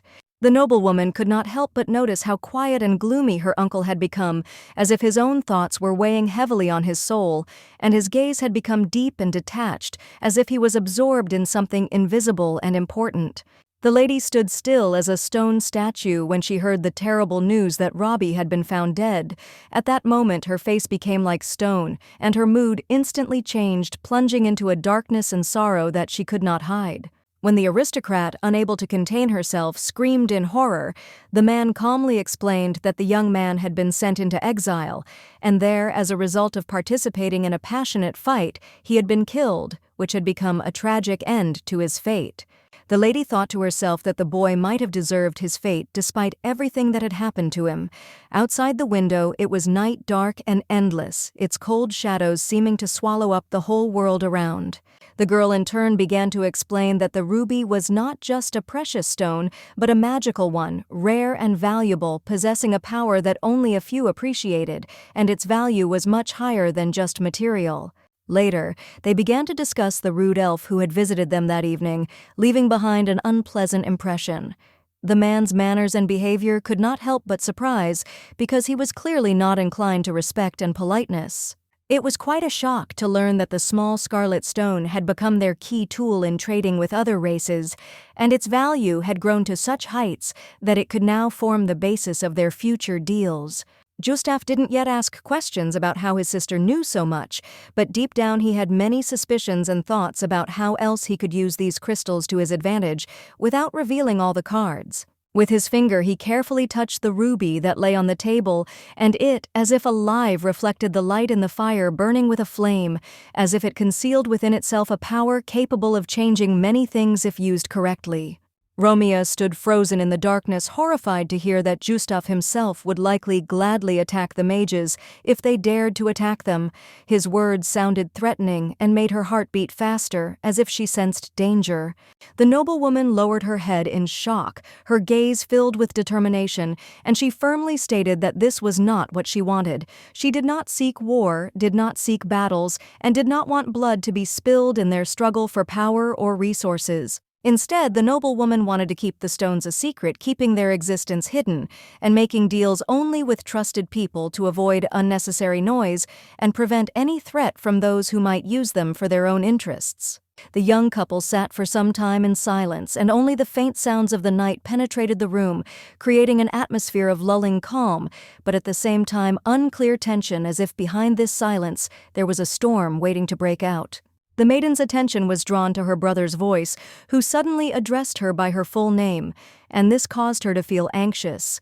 Her heart sank and her thoughts froze, as if these words suddenly tore her out of deep thoughts, causing her to lose touch with reality for a moment. The noblewoman froze again when she was asked about who she really was, what her true intentions were, and what was hidden behind the mask, which was so thin and fragile, like a thin fabric that could tear at any moment, revealing her true face. Awkwardly, and with a slight tension in her voice, Romeo answered that she was just his sister, and nothing more, trying to hide the growing anxiety inside that did not give her peace, and prevented her from thinking clearly, as if an unknown force was squeezing her soul. They looked at each other in silence until the nobleman said that the lady knew the truth for sure, and yet she was completely bad at lying, her face betraying every hidden hint, every doubt, despite her efforts to hide behind a mask. After these words, Gustaf sighed tiredly. His shoulders slumped and he walked towards the exit, but the floor creaked under his steps as if trying to detain him, as if the room itself did not want to let go of this man who left unresolved questions. Before leaving, he paused, glanced over his shoulder, and quietly asked his relative if she would be able to counterattack if she was hit, as if preparing her in advance for the future trials that might befall her along the way. And so as soon as he left the room, the door slammed behind him with a dull sound, and silence filled the space with renewed vigor. The echo of its closing rang in the air for a long time, leaving only a cold silence that seemed to swallow everything around. The girl, slightly surprised, sat on the sofa, her thoughts confused, and she tried to understand what exactly her relative meant by such words. The phrase left in her mind a lot of questions that did not give her peace, like a hidden meaning that she could not immediately comprehend. She suddenly remembered their previous conversation, in which she loudly declared that she was no longer going to resign herself to her death. No, she was ready to fight and fight back, taking responsibility for every next step. Fatigue seemed to cover the lady, and unable to restrain herself, she lowered her head onto the back of the sofa, feeling how every movement became heavier, and the pressure of daily worries and tense thoughts consumed her body, forcing her to relax. In order to get to the Count's mansion, she had to use a carriage, and the lady rode slowly along the forest road, enjoying the detachment and solitude that this path gave her. The elf also rode with her, his face as impassive as ever, without a single expression of emotion. He was still handsome, with pointed ears and dark straight hair, like a reflection of eternity. However, instead of remaining in the lady's company, he chose solitude, with the coachman taking his place next to him on the outside of the carriage, leaving the interior space for her, as if there was an invisible wall between them dividing their worlds. Only Gustaf remained in their family estate, and the cold autumn, permeated with an icy breath, was already enveloping everything around, turning the air into an unbearably fresh and piercing one, as if nature itself was preparing for a deep winter sleep. The maiden carefully placed her slipper on the step, preparing to enter the carriage. Her every movement was graceful and confident, despite the inevitable shadow of the unknown that hung over her at that moment like an invisible threat. When they said goodbye, the brother's face was as calm as ever, but behind this cold expression were hidden anxious thoughts, because inside he was acutely worried about her, trying in vain to disguise his worries behind a mask of external equanimity. The blue sky stretched overhead without clouds, and the green leafy roof, caressed by the warm midday light, would soon be transformed into orange hues, like everything around, under the influence of the approaching wind, which would bring the evening coolness. The girl sat in the carriage absorbed in thoughts of her brother and what awaited her on the road. Inside, her heart was full of anxiety and vague fears, but outwardly she remained calm as if nothing could disturb her fragile balance. Soon, however, they arrived in another duchy to account, and the house they arrived at was impressive. Huge, with many pavilions hidden behind high walls and green gardens. Together with the elf, Romeo slowly stood up from the carriage, her body still feeling tired from the long journey, and her back aching from the unaccustomed load, but she continued to move forward resolutely, heading towards home. There they were met by a grown man with bright, fiery red hair. His name was Illuminite, and he was a nobleman with an air that reflected refined strength and power, and in his eyes there was an attentiveness to each visitor. The aristocrat greeted the count with restraint and impeccable politeness. Her manners were impeccable, and her looks were reserved, while the elf stood nearby his face as inscrutable as ever. Haresh, without wasting time on idle talk, immediately got down to business, asking where the patient who needed to be treated was, his voice sounding firm and confident, reflecting the determination in his intentions. She waved her hand towards the lady and said that the guy should be treated with understanding, because he was not a human but a member of another race, and therefore his manners might seem rude, but this should not serve as a reason for condemnation. Autumn reigned powerfully in the great estate, where silence and peace permeated every room, creating an atmosphere of peace. They went towards the patient, feeling how the grandeur of the place, its motionless grace, left an inevitable imprint on their actions. The estate was filled with beautiful rooms with high ceilings, spiral staircases that created a feeling of airiness and lightness, and spacious halls and bright corridors filled everything around with a feeling of space and freedom. Inside the room there were elegant tables and chairs. Every detail was expensive and refined, and on the table, as if in a sign of refined taste, cups and a teapot were carefully placed, creating an atmosphere of coziness and sophistication. The gentleman waved his hand to the side and ordered the maids to open the windows to air the room a little, since there was too little air inside, and the moisture had frozen in the silence of this noble house. As soon as the windows were opened, the room was filled with bright light, and oxygen entered the chambers, bringing with it a feeling of lightness. The air seemed to have been rebooted, and the atmosphere was filled with a sense of a new beginning, as if the day itself was just beginning life. The elf walked with a quick, confident step into the bedroom of the nobleman's daughter, whose health was in danger and required immediate intervention.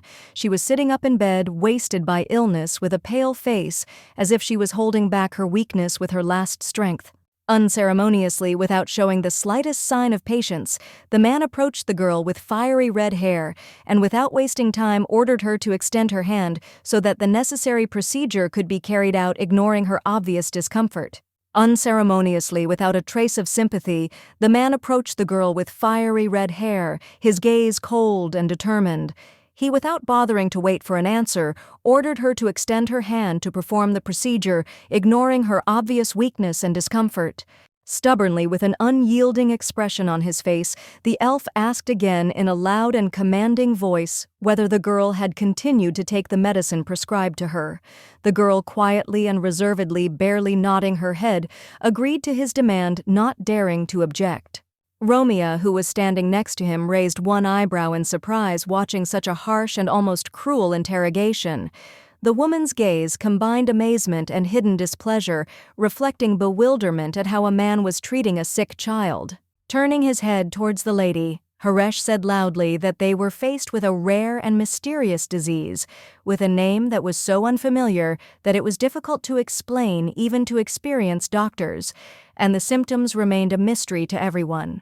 The man, without wasting any time, began to explain that since the little girl often took medications over time, they turned into poison for her, losing all healing power and no longer brought any benefit. The girl folded her hands in front of her, her gaze focused, and her face expressed faint hope, as if she realized that she still had a chance to recover, despite the gravity of the situation. The elf smiled slightly and nodded, confirming his ability to heal her. There was a clear confidence in his gaze, and every movement of his body indicated that he knew exactly how to handle this task. The noblewoman tilted her head slightly to the side. Her gaze was full of slight mystery, and smiling reservedly, she promised that she would pay the man for his services later, but before her words could be finished, she was interrupted by a loud voice. Suddenly, the Count intervened, his voice loud and decisive, as if everything depended on it, when he declared that he would gladly pay all the expenses himself, not wishing any outsider to deal with the matter and interfere with his affairs. To this, the representative of another race who possessed extraordinary beauty calmly stated that the Count did not need to be paid at all, since he did not need either gold or silver, and a special agreement had been concluded between him and the maiden which did not imply material compensation. The elf extended his hand forward and asked for a piece of paper to write down instructions for treating the nobleman's daughter, his movements confident and quick as if he had long been accustomed to such situations. The lady standing nearby watched her friend carefully write down the medical prescription, her gaze attentive, and she herself stood quietly nearby, feeling the importance of the moment when the decision was almost ready. After this, Haresh turned to the aristocrat and said that he would return later to continue his actions, to which Romeo promised that she would patiently wait for his return, confident that everything would be done as it should be. The father, when the guests left the estate, joyfully embraced his daughter, expressing his boundless gratitude and happiness that now, thanks to help, her recovery was quite possible, and her suffering seemed to be at an end. At that moment, a young man with fiery red hair approached the beauty, who, with sincere gratitude in his eyes, thanked her for the help she had provided to his family, recognizing her services to her loved ones. It was the eldest son of the Count who, relying on his honor, took an oath that he would certainly pay all the expenses if his sister recovered, promising to fulfill his duty with due seriousness and responsibility. To this, the lady merely waved her hand, replying with a slight smile that she was simply acting out of kindness, as befits anyone who cares for their subjects, without expecting any gratitude or reward for her actions.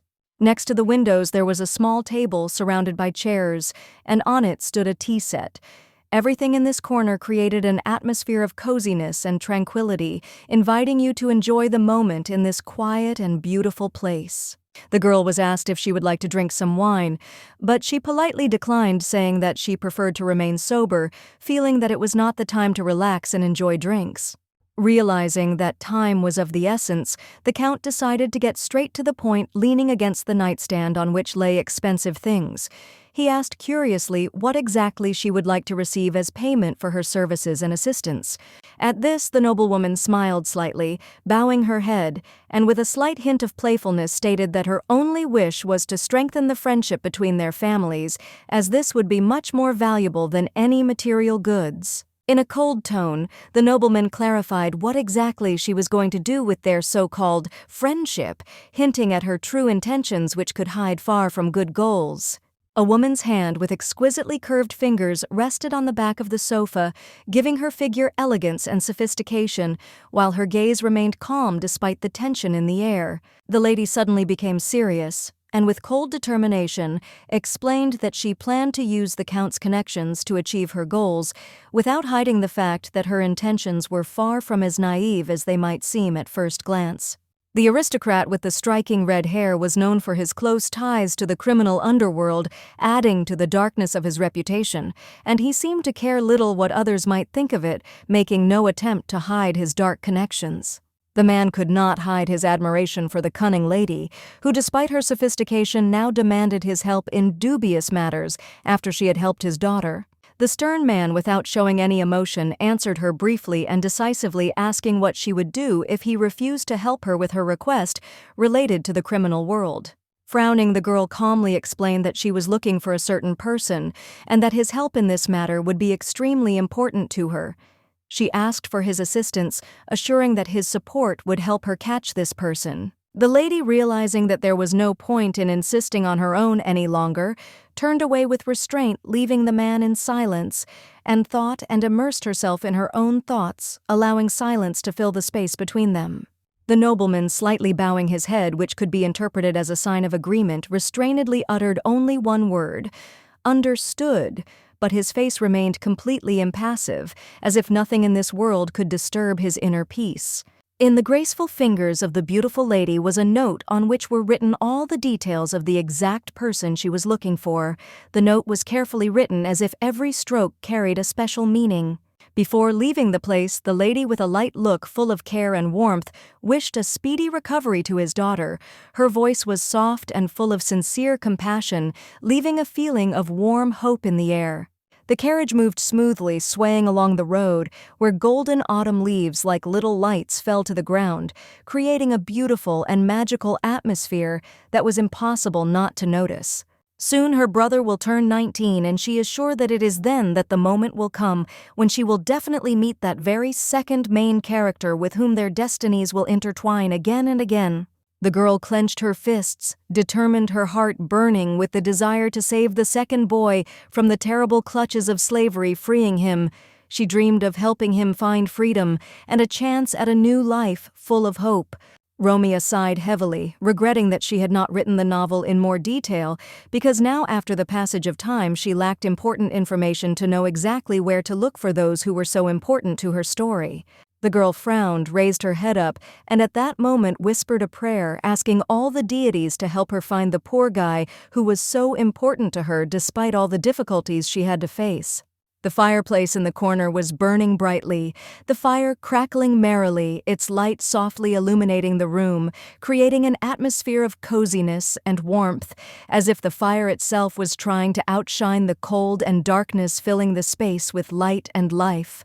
Gustaf, sitting at his desk and signing documents, suddenly looked up when an old friend entered his office with whom he had long been connected, not only by business, but also by deep personal experiences that were ready to manifest themselves again. The man, slightly puzzled, quickly ordered his guard to clarify what was happening to his sister, what her condition was at the moment, because every minute in this situation could play a decisive role in her fate.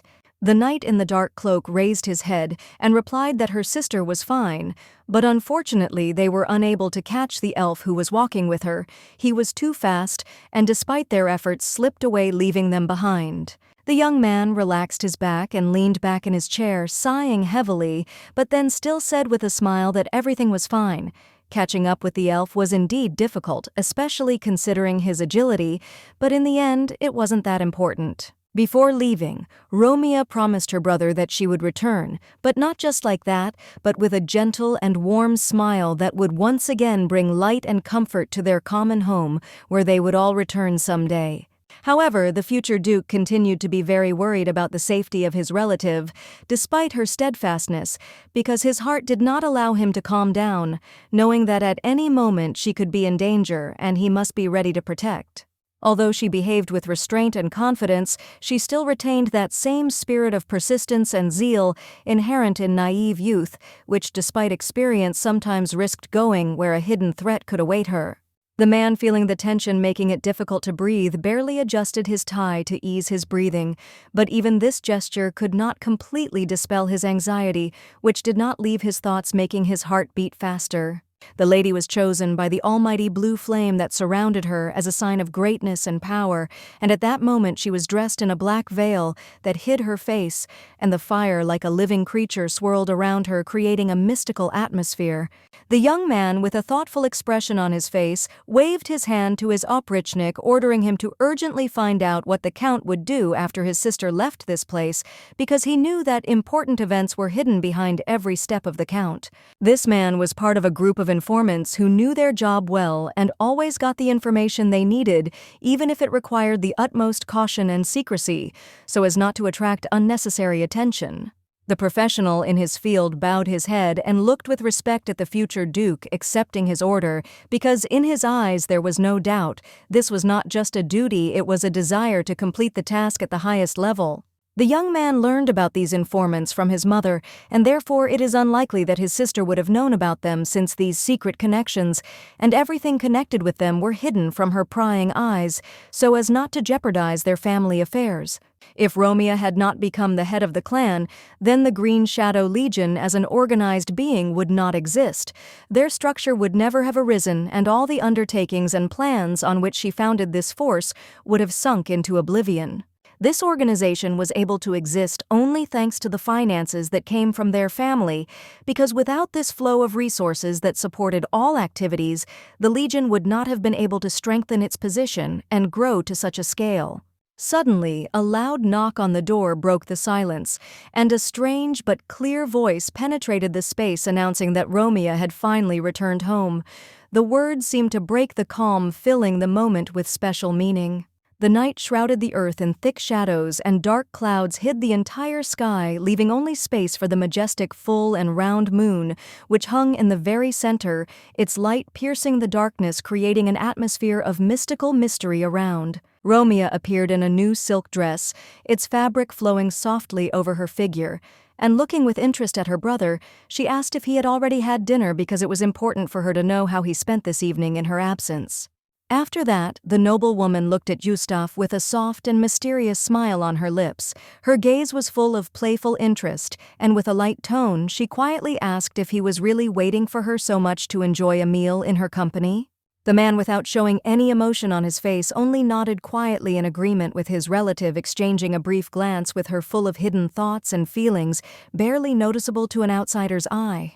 The two of them headed to the dining room, where a huge table appeared before them, replete with various dishes that looked so appetizing that each piece literally beckoned to itself, making them forget about everything else. With a sharp movement, with a hint of annoyance, she took a knife and carefully cut slices of butter, after which, with a confident, almost commanding tone, she said that soon an elf would come to them again, who intended to make his visit. The fork and knife deftly spread the soft butter over the golden toast, creating a perfect layer, and the sesame seeds added a unique flavor, filling this moment with pleasant harmony and ecstatic sensations. Taking a cup of hot tea, Gustaf took a slow sip, enjoying the warmth of the drink, and thoughtfully noted to himself that the lady should have eaten more. After all, despite her fatigue, she had worked too hard. Suddenly, like a clap of thunder, there was a sharp knock at the window, and the curtains fluttering in the night air covered part of the glass, absorbing the light of the streetlights. Behind them, the darkness thickened, and the mysterious guest walked into this darkness like a ghost concealing the unknown. The man stood up from his seat in irritation, and the lady sitting nearby was clearly at a loss for words. She remained motionless, caught in confusion, carefully watching every movement of her brother, who seemed to be waiting for something important that would change the course of events. It was the elf who came to the noblewoman and extended his hand to her, restraining his pride. He, without hiding his insistence, said that he wanted to receive his payment for the work done, otherwise his patience would run out. Without blinking, the noblewoman waved her hand as if she was tired of unnecessary words, and with cold determination said that the guy should wait a minute. The reward would be delivered to him, and she would personally make sure that everything was done as it should be. The door creaked open quietly, and the girl, like a shadow, instantly disappeared from the room, leaving behind only a barely noticeable trace in the air, which soon dissolved into the deep darkness as if she had never existed. When she returned, her hands, now carefully clutching a small silver chest, radiated confidence. Inside, carefully wrapped in velvet, lay a scarlet stone, a ruby whose fiery brilliance beckoned to it. The elf, having carefully examined the gem, nodded in satisfaction, his gaze full of determination and understanding, as if he knew that this gift contained much more than just material value and harbored some deep power. With a slight smile on her face, Romeo, feeling a glimmer of hope in her chest, mentally decided that their paths would cross again, and it would be nice if it happened not for business, but for a more pleasant reason. The balcony door opened, and the elf, like a shadow, disappeared again, disappearing into the silence of the night, and quickly disappearing into the forest as if he had not been there, leaving only a mysterious feeling of his presence. Intrigued, Gustaf couldn't help but ask how his sister planned to establish trade with another race that looked like elves, and what specific steps she was taking to make it successful and profitable for all parties. The girl, without hesitation, replied that in order to successfully resolve this issue, she would work with an association of magicians that possessed significant resources, including rare and valuable ores, which would greatly simplify the fulfillment of their tasks and open up new opportunities. The future duke invited the lady to accompany him to an important business meeting, but she politely declined, which clearly disappointed him. He could not come to terms with the idea of letting his sister go alone, especially considering the possible security risks. Not wanting to let this go unnoticed, he gave her strict orders to be sure to mention the blue magic stone in her letter to the other race, hoping that it would add weight to their request and strengthen their business relationship. Soon a dwarf came to visit them with a staff that seemed too big for his small stature, and trembling all over, he froze on the threshold as if he could not decide to enter, his eyes darting about in search of some signal. The guy, noticing the dwarf's awkwardness, quickly approached him slightly, bowing his head as a sign of respect, and confidently said that he would soon return with a response from the Association of Magicians, assuring that everything would be done on time and with the necessary care. Having decided that this time they would go together, Gustaf began to massage his neck with his hands, feeling how stiff and sore it was after sitting for a long time. The tension did not go away, and he could not get rid of the discomfort. After a few minutes of trying to ease the pain, he removed his chain from around his neck, on which hung a ring with the precious stone of his family. The stone sparkled in the dim light, reflecting all the power and significance of his family history. Gustaf, noticing his sister's anxiety, tried to calm her down, saying with a confident intonation that there was no need to worry too much. Then, with a gentle expression on his face, he carefully placed the jewelry, a ring with a precious stone, on his sister's finger. The jewel, an exquisite blue stone, shone magnificently on the lady's finger, attracting attention with its beauty and mystery, as if reflecting the depth of her soul and the mystical aura that surrounded her every step. When asked how the future duke would cope without the ring, he simply waved it off with a slight smile, answering that everything would be perfectly fine, and despite the temporary absence of this important symbol, nothing would interfere with his plans and determination. Giving a gentle kiss to his sister's hand, he blessed her as if passing on some of his power through his gaze, filled with the promise of protection and the power of the blue fire that was felt in the air like magic permeating the moment. Romeo was embarrassed by such words, because despite their tenderness, she could not forget that Gustaf was not only the main character of all the events, but also a real handsome man whose presence always attracted glances. Before going out, the aristocrat decided to change her outfit for a strict black formal suit, which was ideal for such an important occasion, and she looked incredibly elegant in it, like the embodiment of impeccable taste and confidence.